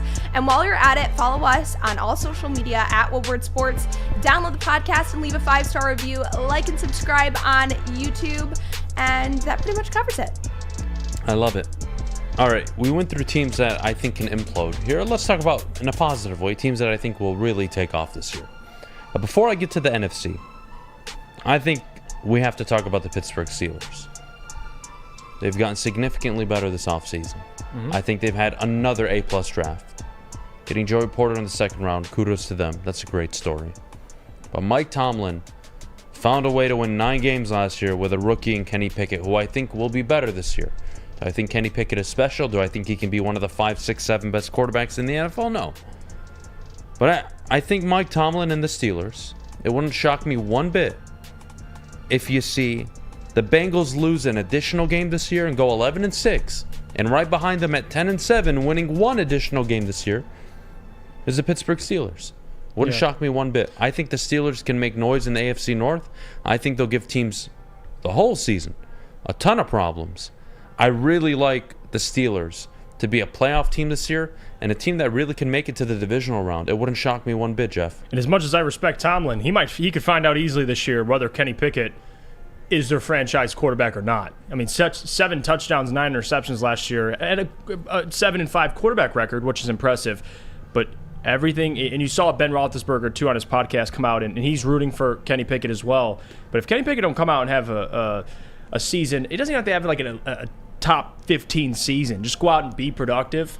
And if they make the playoffs, then they're sold on Kenny Pickett. But implosion potential, you look at teams that have quarterbacks they're not sold on. Justin Fields, like these seasons could go either way, and I think Pittsburgh's another team. Great team on paper, good roster, good defense. They upgraded their offensive line. They got Najee Harris still. They added Allen Robinson. They still got George Pickens. They got receivers, Deontay Johnson. But if Kenny Pickett ain't that guy, then they're not making the playoffs. So you'll find out that this year. So implosion potential or a team to make the playoffs. What if I told you a 5-win team had the possibility of getting to a Super Bowl? Would you believe me? You said the Lions. A 5-win team last year that could make it to the Super Bowl. Would you believe me? Would you agree with it? If I told you they had the best defense in the NFL. But they won 5 games. But they won 5 games last year. Depends. And their coach now is Sean Payton. You want to talk about exploding potential? I get a top 2 defense easily in the NFL. I get Sean Payton to work with Russell Wilson. I feel the same way about Russell, don't worry. But potential, teams that can totally blast through expectations, wouldn't shock me one bit if the Denver Broncos win 12 games this year. No, it wouldn't shock me. Because, again, it's not like they don't have the talent. That's the biggest thing. Like, they have, even, say what you want about Russell Wilson, before last season, nobody was saying anything about Russell Wilson. So if Sean Payton can fix Russell, they still have one of the best defenses. They still got weapons. Spent money this offseason on their offensive line, which was a big concern last year. They went and got the tackle out of San Francisco, and I forget the other one, but they've upgraded their problems. Denver's a 12-win team. In the AFC, I think they explode this year. Tough for me to bet against Sean Payton. And really, it's just their division, too. I mean, that's Chargers, Chiefs, and Raiders, which Raiders aren't going to be that good anyway. But regardless, yeah, I think Denver's probably one of those teams, the only team you could argue that won. You want to talk about worst to first? That could make a playoff run. You want to talk about worst to first? Every year, there's a team that does it. Denver, I think, will be one of the favorites to do it this year. easily. And then my last team on this list that I think has exploding potential is the Lions. I think they do. I think they can host a home playoff game, and I think they get a favorable matchup in the wild card round. You look at the look at the NFC. If the Eagles, the Lions, let's say the Saints, do we agree on the Saints to win the division or no? Yeah. Yeah. Okay, just for argument's sake here, okay? Nope, I agree. Let's go Philly, the Lions, the Saints, and the Niners again to win the division. So those are the 3 teams you're avoiding. You don't have to play in the wild card. So who would you play? You would either draw Dallas, you would draw the Giants, possibly the Bears, Vikings if they sneak into the wild card, who knows? Possibly the Panthers if they have as good of a year as you maybe think they can have, and then the Seahawks. I think that's a very favorable matchup for the Detroit Lions to not only win their first playoff game, but get to the divisional round where, you're probably looking at San Francisco or Philly again. And anything can happen at that point. So, the Lions have huge imploding potential, but they can also explode. I think they can deliver on expectations and win a playoff game this year. I think it's very favorable given the state of the NFC. Well, I think they're one of the toughest teams to kind of figure out. Like, what you expect them to, at least we do, 11 games, win the division. They're favored to win the division. I believe 8% of the money is on the Lions to win the Super Bowl, which is crazy to think about. But the Lions are that team. If you want to make an argument that could go either way, they could regress the season, or they could significantly improve and make the playoffs, potentially host a playoff game. I think the Lions are number 1 on that list. And that's why you hear talking heads on TV, too. Everyone struggles where they want to have the Lions. Are they a playoff team? Are they a team that's going to regress? A lot of factors that go into it. But I think the Lions, given what they've shown, at least to end last season, I think they'll lean towards the surprising a lot of people. Well, I don't think so what happened regress. when you gave Jared Goff a good defense, right? Down the stretch, they went 8-2. If they're top half of the league and that offense can stay similar, it's an 11-win team. We agree. Yeah. We agree. So how much better can this defense be? How healthy will they be? What does Jameson Williams look like when he gets back from the suspension? Is it what you all, and I think we all agree, we hope to believe and see with Jameson Williams? High potential, explosive, a guy that can really change the game with one single play. So I think the Lions have that potential as well. It's kind of shitty to say they can both take off and fall in the gutter, but I think you're right. I think it's realistic. Like Jeff said, with everyone else in the media right now, they're a complete toss-up. No one knows really which way they're going to go. Everyone seems to be really split. Yeah, but I don't want to use their history against them. No. Yeah. I've been doing that for 2 years. I think rightfully so. No, just use last season. But when they mature and they put together a roster that they have now, I just think it's irresponsible to say, there's no chance this team is going to do it because the last 30 years have told me that they can't. Well, the Browns won a playoff game just over 2-3 years ago, and the Jets got to 2 AFC title games. So, no, don't tell me it's not possible given your history. Do you have a good roster? Do you have the good coach? We'll see. There's a lot of we'll see with the Lions, too. And that's why I think they fall into both categories. Fair or not fair? No, fair. JB? That's fair. I mean, that's fair to say. Although I still don't think we can just throw history out the window, because we have a ton of data to back up that, hey, the Lions haven't been great. But we have data that proves that once all these players buy in, there is good coaching. Owners kind of get out of the way that, hey, they can be something. They can be a playoff championship team somewhere in that line. But it all depends on how they come out this season. They're the biggest what-if team so far. Like, what if they don't get that 9 to 10 wins that we're all expecting? Or what if they do? What if they come out in game 1 at KC and they literally just dog walk Patrick Mahomes and the rest of the Kansas City Chiefs? Would you then say, hey, this team could go really, really far? To be honest, even if they beat the Chiefs, something tells me it'll be, the Chiefs are coming off a Super Bowl hangover. Like, it's not going to be... Then you got to put excuses on. There's always going to be something. I don't think the Lions are going to really get the credit they deserve unless they get to the playoffs. Nope. I don't and they agree win a with that. playoff game. Nope. Don't agree with that. I think they get the credit they deserve when they win the division. I think you start there. Because even then, it's like, Lions... If they can't win the division this year, I've never seen a year where it's more like wide open in your hands. You have the best roster in the NFC North. You have one of the better quarterback situations, arguably the best quarterback situation in the North. You've probably improved your defense more than anybody else has this offseason outside of maybe Chicago, if you want to make that argument, in the North. I have a tough time believing they don't win the division. I would shock me. And that's what helps them this year is, to be honest, there's really not... But again, why wouldn't they? Why wouldn't they win the division this year? Right? It would be because of Dan Campbell. It would be because of unpredicted injuries. It would be a mix of Aaron Glenn's defense not living up to what it should have been this year. Or the offense significantly regressing. Or the offense does regress. And Jared Goff does turn the ball over. Well, there's a lot of factors into this. So why they wouldn't? I think you can pick any one of those 5-6 reasons I gave you. Why they should? Top 5 offensive line. Top 10 offense. Top 20 defense ideally this year. Vastly improved from last year. A head coach that's learning, and I think will be better this year. One of the better offensive coordinators. A speedster coming back after week 6. Yeah, it kind of makes sense. I think they can do it. I think they should.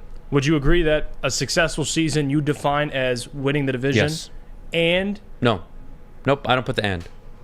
Win the division first, man. I am so sick of people like... You can't overshoot the expectations. Dude, maybe we should have a conversation. You got to walk... Look, you want to get from point A to point... Let's say point A to point F. You have to get to B. You don't get to just skip B and go straight to C and then C to F. That's not what works. Well, Let's put this in baby terms. You have to crawl before you can walk. Thank you. Win your division first. Show me that you can be consistently the best team in your division over a 17-game period. So you're telling me, and I get what you're saying, you got to get to A to get to B. But what if A and B, you could get both of them in one season? That'd be great. You can win the division. That would be great. And then go win a playoff But game. I'm not going to be the guy that's going to sit up here on May 24th and I'm going to say if the Lions don't win the division and win a playoff game, it is a failure of a season. If they don't do both in the same year, it's a failure. No, fuck off. Give me a division title first. If they lose to Seattle or the Giants or whoever, I would be upset. Yes, I would. And that it's at home and it's the first home playoff game. Yes, I would be upset. Do I think they should probably win that game? Yes, I do. Will they be the favorites? Yes, they will be. But can I get a division title first? Then worry about the playoff win? Then worry about getting to an NFC championship game? Then, God forbid, my mind even goes to talking about Super Bowl expectations, How about this? please? How about this? How about we talk about this next segment? Because I got a lot of thoughts. I don't think I can get them out in 2 minutes. Okay. Because I think I disagree with everything you're saying, so I can't. We got to talk about it. Fuck you. We'll take a break. No surprise. But before we go, Gabby, do you mind telling everybody at home about our good friends over at Cintron? Yeah, Cintron is the official energy drink of the Detroit Red Wings. We're going to have to get JB a Cintron over at Little Caesars when he goes for his first game. There are no preservatives in this energy drink. It does not give you the jitters, and you can try it today with Woodward Sports' exclusive offer at drinkcintron.com/Woodward for free shipping and a $15 six-pack. Get that at drinkcintron.com/Woodward. Introducing the Planet Fitness Guide to getting that post-workout glow. Step 1. What's your why? More epic energy? Better sleep? Blow off steam? Step 2. Join Planet Fitness for just $10 a month and get moving in our clean and spacious clubs. Step 3. Bask in that post-workout glow. Join Planet Fitness today for just $10 a month. Join today at any of the 50-plus Detroit area locations. Love Woodward Sports? Love wearing clothes? Then you should be wearing Woodward Sports clothes. Check out our full line of merch at woodwardsports.com. Just click on shop. We have all your favorite designs, like Dan Campbell kneecaps, Woodward golf, and of course, our own logoed out merchandise. Men, women, infants, kids all love Woodward Sports. Impress your friends. Impress your boss. Impress your dog. Buy Woodward Sports merch today.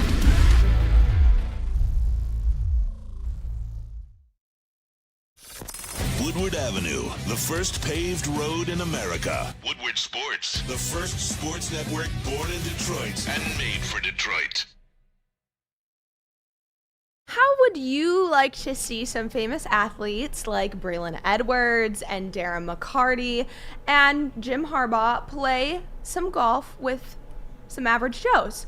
Well, thanks to Randy Wise Automotive and Woodward Sports, you're going to be able to do just that. We are introducing the Randy Wise Celebrity Golf Tour, which you'll be able to find episodes coming very soon to woodwardsports.com. All right, Jeff, you think I'm off base here, so Let me explain. I really need to hear this because Yes.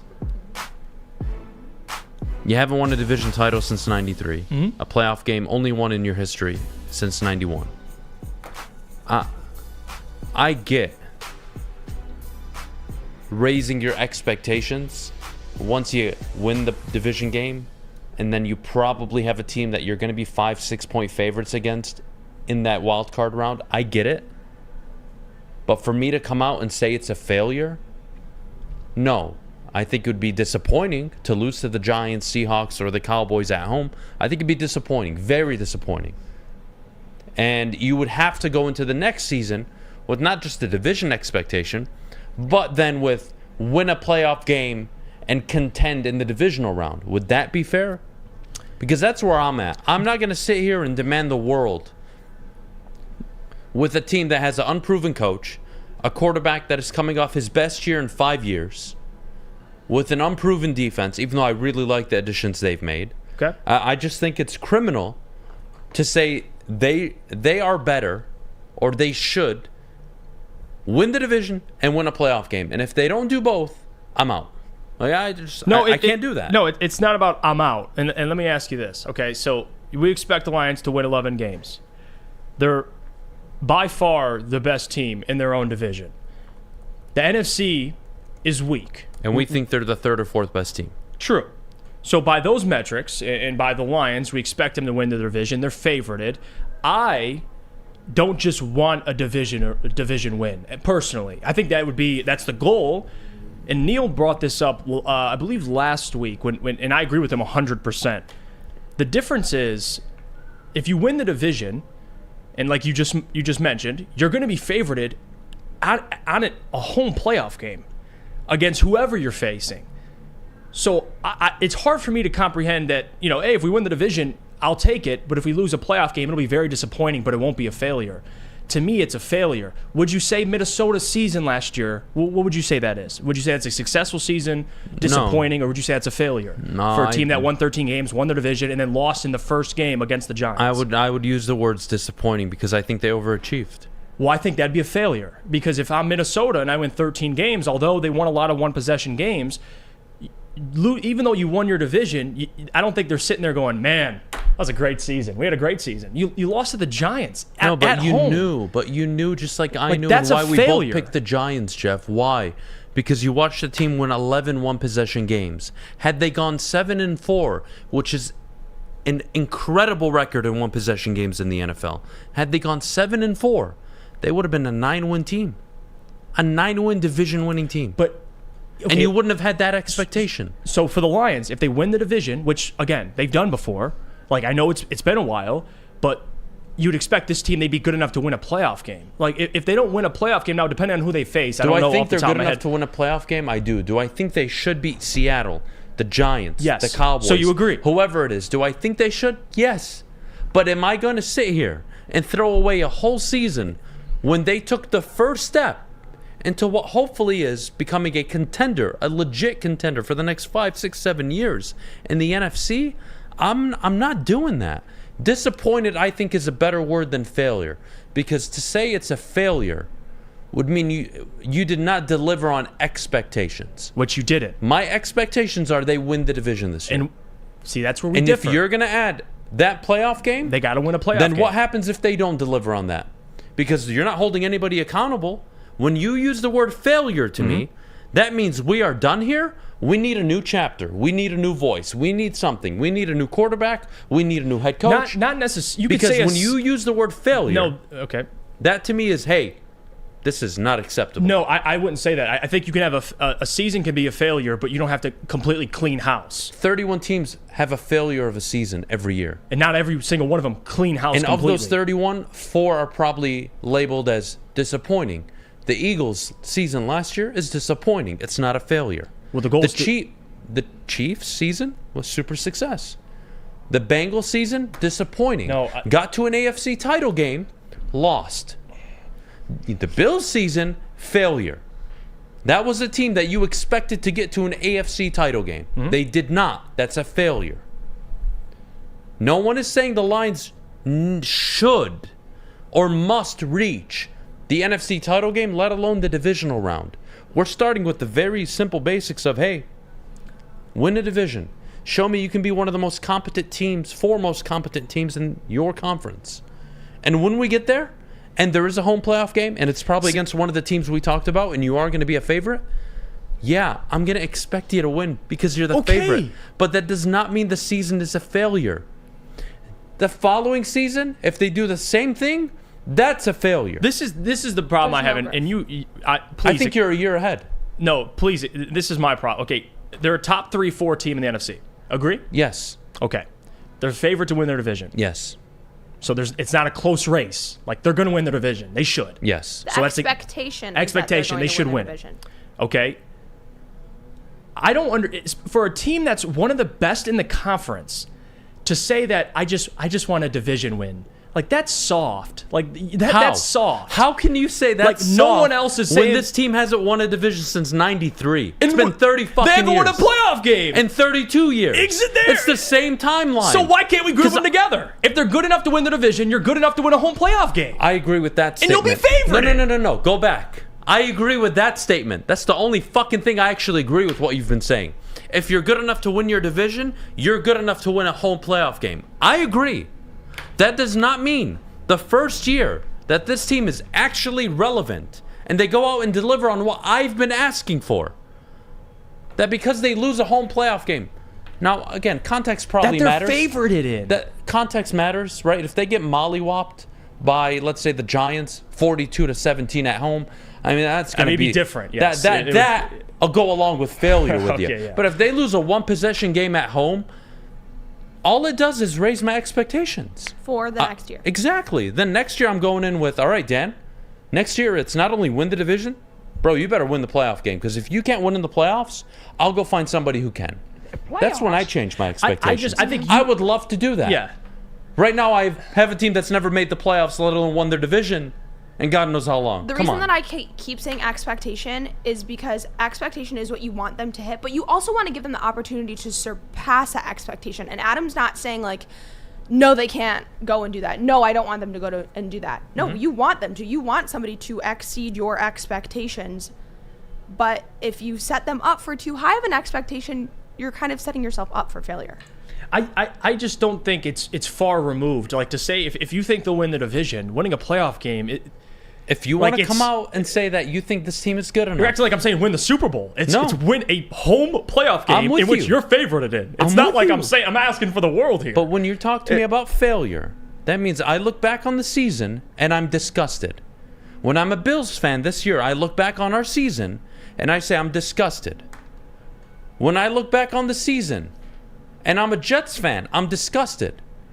A Giants fan, disgusted with how I finished, but hey, they won a playoff game, right? These teams that started off hot and then died over the course of the year. The Seahawks, disgusted with how they finished the season. Mm-hmm. Like, they were a game away from making the playoffs last season. So if they made the playoffs last season and lost, I'm with you. Well, raise expectations. They were so close last year. To say they should win a playoff game this year, I don't think is crazy. Like, I don't think it's crazy either. For a team that's one of the best in their conference. But you're losing me at the part where if they deliver on expectations and they lose that game, it's a failure. Okay, failure, however you want to define it. To me, personally, it's a failure for 31 teams if you don't win the Super Bowl. So I think that's, I mean, technically it is. You didn't win the Super Bowl. But I don't think we'd all be crapping on the Lions. We'd say, you know what, they won their division. Depending on how the playoff game goes, of course. If it's close, well, they fought. We need context, of course. But, like, we look at the top teams: Eagles, 49ers, Cowboys. You think all those teams expect to win a playoff game this year? I think the Cowboys expect to win a playoff game. They all expect to win a playoff game. Why are the Lions the only team where it's like, well, we just need them to win the division? Because like, you have to. You're there. You have to earn something. No, they're not there. Have they been in the playoffs under Dan Campbell and Brad Holmes? No, they haven't. Have they won the division under Brad Holmes and Dan Campbell? No, they haven't. They're favorited to win their division. I understand, but they haven't yet. You're talking about Dallas, a team that's won a playoff game in the last few years, won a division in the last few years. The Giants have won a playoff game in the last year, literally. So why are we putting them in one of the best teams in the NFC? Because we're projecting what they can be. So I'm projecting them to win a playoff game. Go win one. That's how it should be. That's bold of you. Like, they're one of the best teams in their conference. I don't think that's... how is that crazy?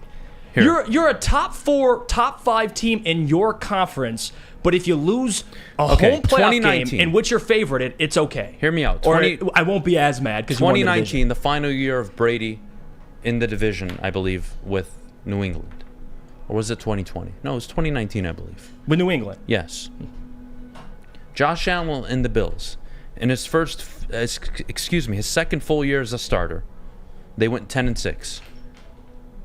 Second in the division, lost in the wild card round. What should have their expectations been the following year?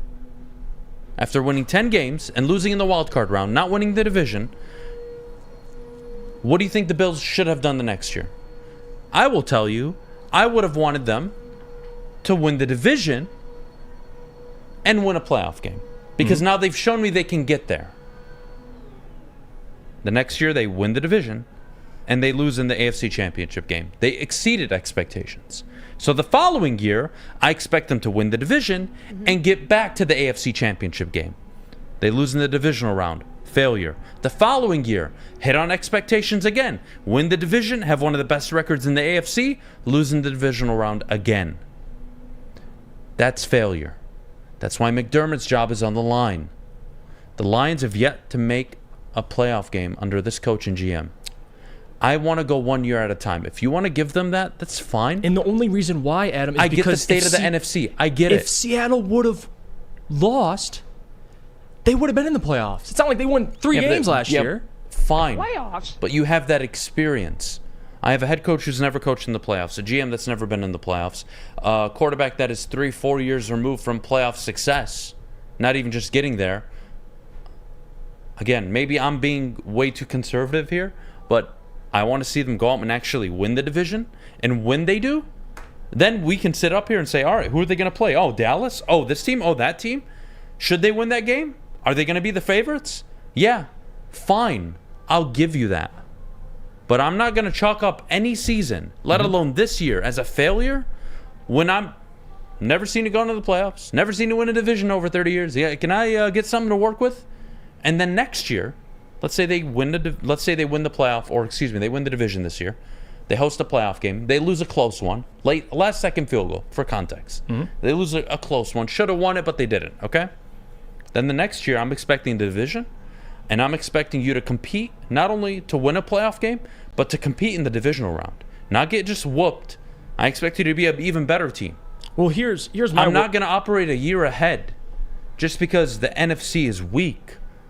I want to start with baby steps. But sometimes in the NFL, you can't. It's not always gradual. Things just happen. Sure, like Cincinnati, go from the worst record in the league to, or the top 5 pick with Jamar Chase into the Super Bowl. Great. You don't have Joe fucking Burrow. I'm not saying they're the Bengals, but what I'm saying is to say they win the division, they lose next year, they gradually you can easily. The Eagles lost in the wild card round, right? In the Super Bowl the next year. They exceeded expectations. Their season is not a failure. I think we're arguing two different things. If they get to the NFC Championship game, I think that's a successful season. I want to figure out, because there is a different argument going on here. What is your expectations for the Lions at the end of the season? I think win the division, win a playoff game. And I don't want to say it's a complete failure. Like, I will not accept it. But that's what you're telling me. No. Okay, wait. There's 2 parts. So what is your expectation? It's win not the division. Okay, so no playoff game. Now, what is a failure to you? Failure would be... I guess a failure would be not making the playoffs to me. Like, that's like a failure. I'm not saying it's a failure, but it would be extremely disappointing. They don't make the playoffs. fucking failure. And I'm not saying it's a complete failure if they don't win a playoff game, but you should expect them to win a playoff game. You're favored at home against a team that's worse. I agree. Don't give me that. Again, like, even if I agree with that and I give you it, like when we use the word failure, that means I'm questioning what's going on. Yeah. That's how I take it. Yeah. So and I gave you the examples. Sean McDermott, and the Bills the last 2 years, it's been a failure. They haven't gotten back to the AFC title game, which is their expectation. This year, if the Eagles lose in the divisional round, their season is a failure. Fair or not fair? Fair. If they get to an NFC title game and lose in that game, their season is disappointing, not a failure.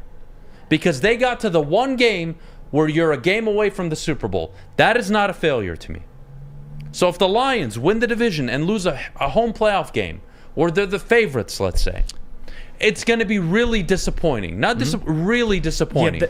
But I'm not throwing a failure mark until the next year where they do the same shit, and then I'll get really upset. I want to make this clear. I did not say at all that failure means I'm not firing Dan. That is not. I did not even say that. So I don't want that to get misconstrued. I'm not saying fire coaches, trade golf. I'm not saying that at all. Failure meaning it would be maybe our different definitions. Failure to you, it means clean house and fire everybody. I think teams can have failures and still retain everybody. Like the Eagles, I think in their minds, they failed. Even though they made the Super Bowl, they want to win a Super Bowl.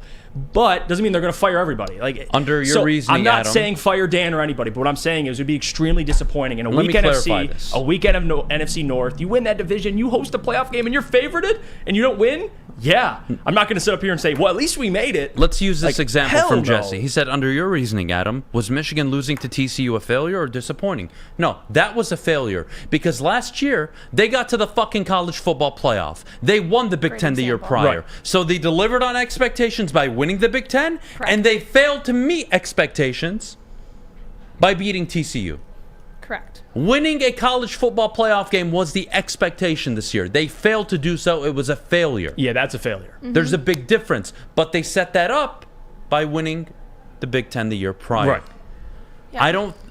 All I'm doing is not jumping a year ahead just because I agree with you. It's probably going to be a nice team that you're going to play. It should be a layup. Could be the Saints, could be the Browns, or the Bears. It could be, let's say, the Cowboys. It could be the Giants.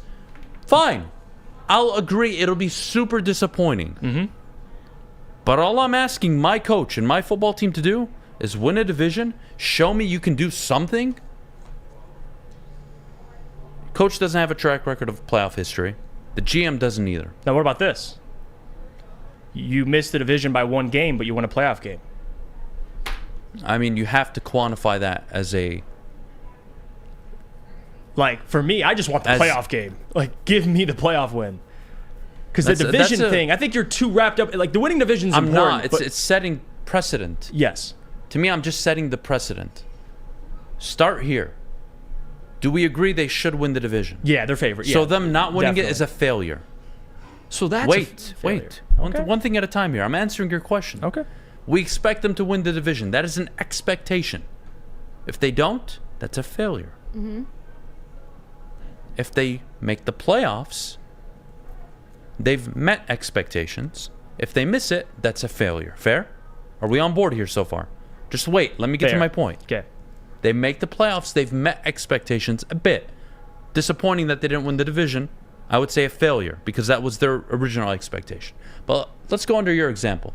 They go on the road and win a road playoff game. I mean, that is odd. That's an odd season. Successful. That's like the Giants last year. Exactly. Yeah. Nobody's looking at the Giants and saying you should win your division this year. The Eagles are in it. Right. They're not better than the Eagles. The Giants, are you happy to win a playoff game? Or are you more concerned about establishing yourself as the alpha of your division, which allows you to host a home playoff game, which statistically in NFL history means you win 65% of your games? I mean, that's where I'm at. Well, because this is the only thing we differ, and we got to it. All right, you just expect a divisional win your division. I get that, and I would just parlay that with a playoff win because we agree they should win their division because why? They're favorited. Agree? They're favorited heavy to win their division, Yes. so they should win their division. I have the expectation that they should win their division. They're favorited. The money's on them. I would make the argument they will be favorited to win a playoff game. So with that argument for the division, they should win a playoff game. If they're favored to win a playoff game, that's great and all. But to me, they have already met my expectation. If they lose that game, I will be disappointed. I will. I'm not hiding anything from you. See, look at it. He's like, I will be extremely disappointed. I'll be disappointed, but I won't see it as a failure. But I'm not going It's to like come when out and you say come Dan home Campbell too needs to late. get the fuck out of town. No, again, I'm Right? not saying that. Adam's I know you're not. practicing his parenting. He's I'm not. I don't want that to get out there There's either. just a big difference here. Because nobody's when saying we fire talk Dan. about failure, that means something or someone is not doing their job at a high enough level. That's just how I take it. If you want to use it differently, that's fine. Yeah, we just have different I think- definitions of failure. You want to But clean I'm trying house to whenever find there's some a failure. common ground Yeah, here. If they make the playoffs, don't win the division, but win a playoff game, we call it even. Right. You didn't give me what I really wanted, but you got me something I wasn't expecting. Like the Vikings, I think it was a failure for them. 13 wins, but they didn't fire Kevin O'Connell, trade Kirk Cousins. Like, I disagree. I think it's a failure. Because If you're I think 13 the Vikings I don't think they season- looked at it like, you know what, we were close in a I don't lot of think these anybody games. really thought they were a 13-win team, and that when you're a 13-win team, your expectation is to get to the NFC Championship game. How about just beat the Giants, who you were favored against? Yeah, Like, but if you look at their season, like I've told you multiple times now, 11-0 in one-possession games. Trust me. Had they gone 7-4, I call them frauds. They're just exactly. But they didn't. They're an I don't average think they team. thought they were frauds. Meaning They were an average team. An average team losing a home playoff game doesn't concern me. It's disappointing, but I don't care about the Vikings. I don't. Oh, I don't either. But All right. you don't think Kevin O'Connell and them thought they could win? They could beat the I'm Giants? sure they thought they could, but they But didn't. what happened? And they didn't fire everybody and trade Kirk Cousins. Like, that's my point. Maybe your failure's a little different. I would be extremely disappointed. I'll word it that way. If they don't win a playoff game, you'll be And favored. with that, we're gonna go to break. You can I keep think your you little, both made your points. You You can both win. made your points. Most people, I'm gonna say, are gonna agree with Adam. You can win the division. All right. I want a division in a playoff game. Like that's my expectation. They'll be good enough to win it. So go win it. Okay. We'll take a break. When we Mailbag get back, time. mailbag, drop your questions in the chat. Jeff and I will answer them. But before we do, I got to tell you about my good friends over at Lady Jane's Haircuts for Men, open 10 to 8, 7 days a week, walk in anytime, no appointment necessary. Their amazing stylists will take care of you like they always take care of me. So get to a local Lady Jane's near you. The Sports Marketing Agency would not be who we are without great community partners like Higuera Health and Carol Zaniga. It's an awesome opportunity to partner with your organization. Higuera Health is a comprehensive behavioral health organization. We serve children through older adults with mental health, substance use, and developmental disabilities across Western Wayne counties, and really excited to now be in downriver communities as well. Give us a call at 734-458-4601. It's a great day to get some Centron in your life. Okay. There it is. Centron, here we go. Gotta grab the cranberry. Oh wait, it's 2 for $4. Gotta double up with the classic as well. Centron World, baby. Centron, available at select Krogers, and if you wanna know how, go to @CentronWorld.com. You get dope like me. You know what? Why wait?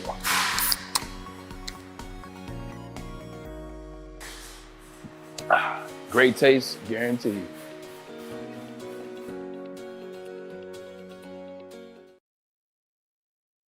SMA, let me tell you about them. The Sports Marketing Agency helps spread awareness about mental health and substance abuse. Their new podcast, this is the S Word, helps fight the stigma about seeking help. If you or someone you know is struggling, head to thesportsma.com for more information. Go fuck yourself, Jeff.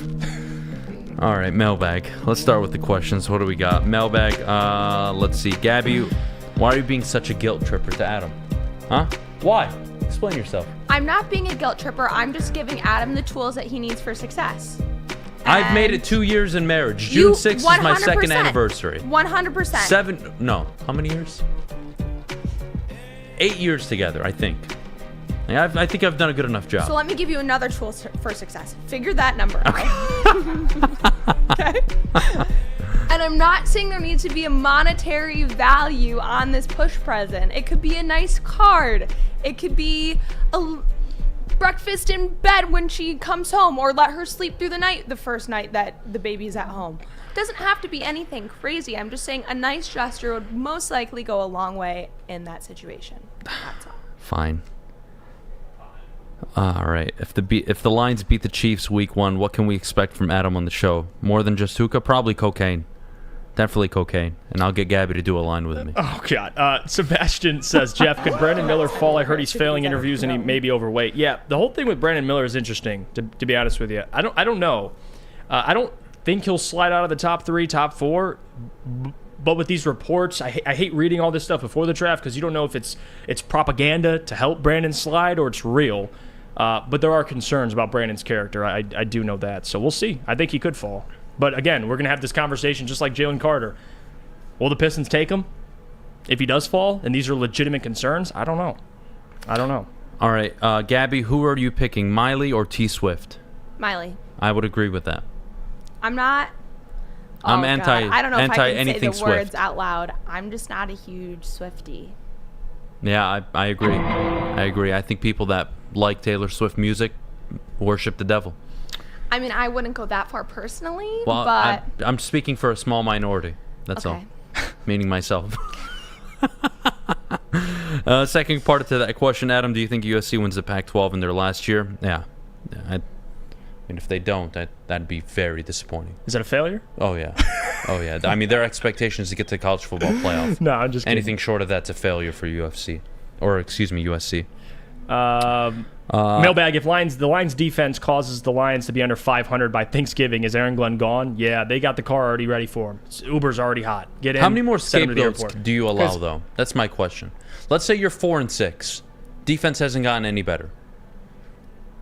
You get rid of Aaron Glenn. Who's the interim defensive coordinator? The way that question's phrased, if they're under 500 because of their defense, yeah, I think Aaron Glenn gets that. We don't do that for any other coach around the NFL. When you're the head coach, you are responsible for everything. Well, Dan Campbell's made some really bad decisions and also some really good ones, especially year 1. I mean, the whole Anthony Lynn thing, I think that was the first sign of, whoa, this guy can be a really, really good leader. That's what leaders do. They make tough decisions. Second year, Aubrey Pleasant. Defense took off right after that. Cool. But is it now going to take the Aaron Glenn thing for him to finally get it to work? I'm not interested in losing a season because you think Aaron Glenn might be a good option for you, but after 8-9 games, it's not working, Aaron. We're going to let you out, and then we have to play catch-up the rest of the year. I'm not up for that. Well, the other part of it, too, is Aaron Glenn. There's already question marks last season, so I don't know if that factors into it, but hopefully we don't have to have this discussion. I want to read this question because we didn't get to talk about it today, but me and Lucas actually argued all day about it yesterday. Oh, God. Polish Eagle tuned in late. Did they already give opinions on signing McManus? Yeah, by the way, Brandon McManus, the kicker for Denver, is a free agent currently. Sign him, please.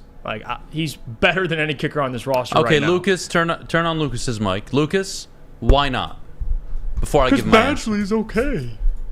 Tell him, Lucas. Listen, there's just no need. There's absolutely no need to sign Brandon McManus. The dude's past his prime. Yeah, he has a good leg, but he's kicking up in Denver, where it's the easiest place to kick in the league. It's actually harder in Denver. It's the thinnest air in the fucking league. He's not great from 50-plus anyways over the last few years. I'm not denying that, but the dude's 85 at this point.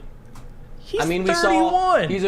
I think what we saw towards the tail end of Prater here is exactly what the Broncos are seeing with McManus. What's wrong with Badgley? He was decent. That's the problem. You see what he just said? If Badgley was some absolute bum, I'd be like, yeah, sure. But he was efficient for us. He hits those easy kicks that we need. Yeah, but what if you're gonna rely on Badgley for a 53-yarder to win on the road? Listen, in a must-win. Wait, seriously, I'm asking this. In a must-win game, mid-season, hell, an Arrowhead to open up. You're losing 31-30. Yep.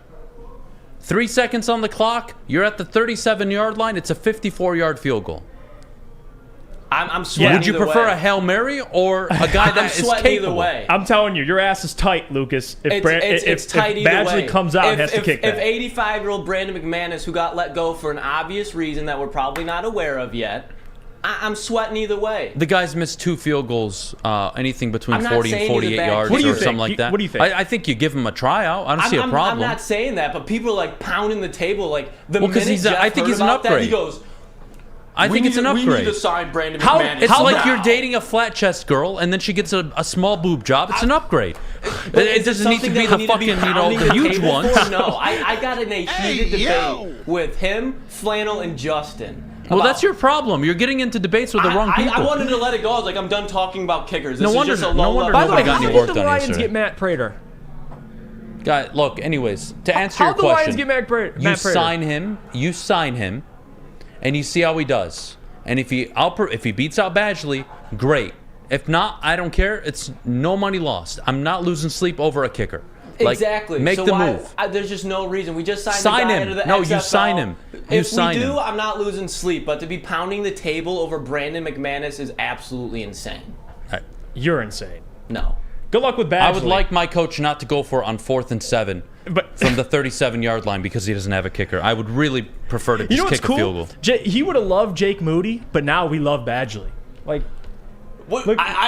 would have loved Jake Moody in like the 5th round or something. So something. you want a new kicker, but now you love Badgley. It was the best kicker in Michigan football. It's like the Justin Tucker prospect. Brandon Trust McManus me, I understand.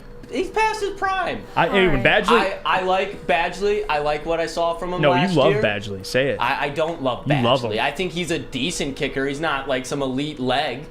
But right now, I don't think Brandon McManus at this point in his career is either. Why don't we just go sign one of those YouTube kickers? Fuck it. We should sign Destroying. Is that who he is? The black one? Yeah, dude got a fucking leg. Yeah, he's got a cannon. I'm surprised nobody's given him a trial yet. Yeah, Maybe that's not what he wants. Maybe he's making more money on social media. I'll take Destroying over Michael Badgley. Man. You know what? That's another untalked. You know, it's something before we go. Yeah. We don't talk about this enough in this country. It really pisses me off. Okay. Right? We talk about equal opportunity and all that bullshit. Like, if you're a parent and a responsible one and you want your kid to play football, you teach that fucking kid how to kick field goals and somehow make his mental toughness like fucking amazing. Like, that's what I'm doing with my kid. He's not playing quarterback, wide receiver, none of that bullshit. He's kicking the fucking ball. $3 million a year, easiest investment of my fucking life. Easier than teaching him how to play golf. He'll probably suck dick at that one too. So, like, you know what? Soccer and being a kicker, that's what my kid's doing. Fucking easiest investment of my life. There you have it. I'm retiring at 38. Watch this. The theme 14-year-old. You're going to see my Adam's 14-year-old future child. on That was the YouTube theme of kicking this bombs. Episode. Adam's future child. Beydoun lines up. I'm gonna LeVar Ball this shit. Speak it into existence. My kid's gonna be the first kicker off the board 20 years from now. And until then, this is the Morning Woodward Show. Thank you for tuning in this morning at Kicking woodwardsports.com. If you're watching on YouTube, like and subscribe, and we will see you back here again tomorrow. Thanks to the whole crew today. Jeff, Adam, JB, Alex, Lucas, Gabrielle D. Phillips. See you tomorrow.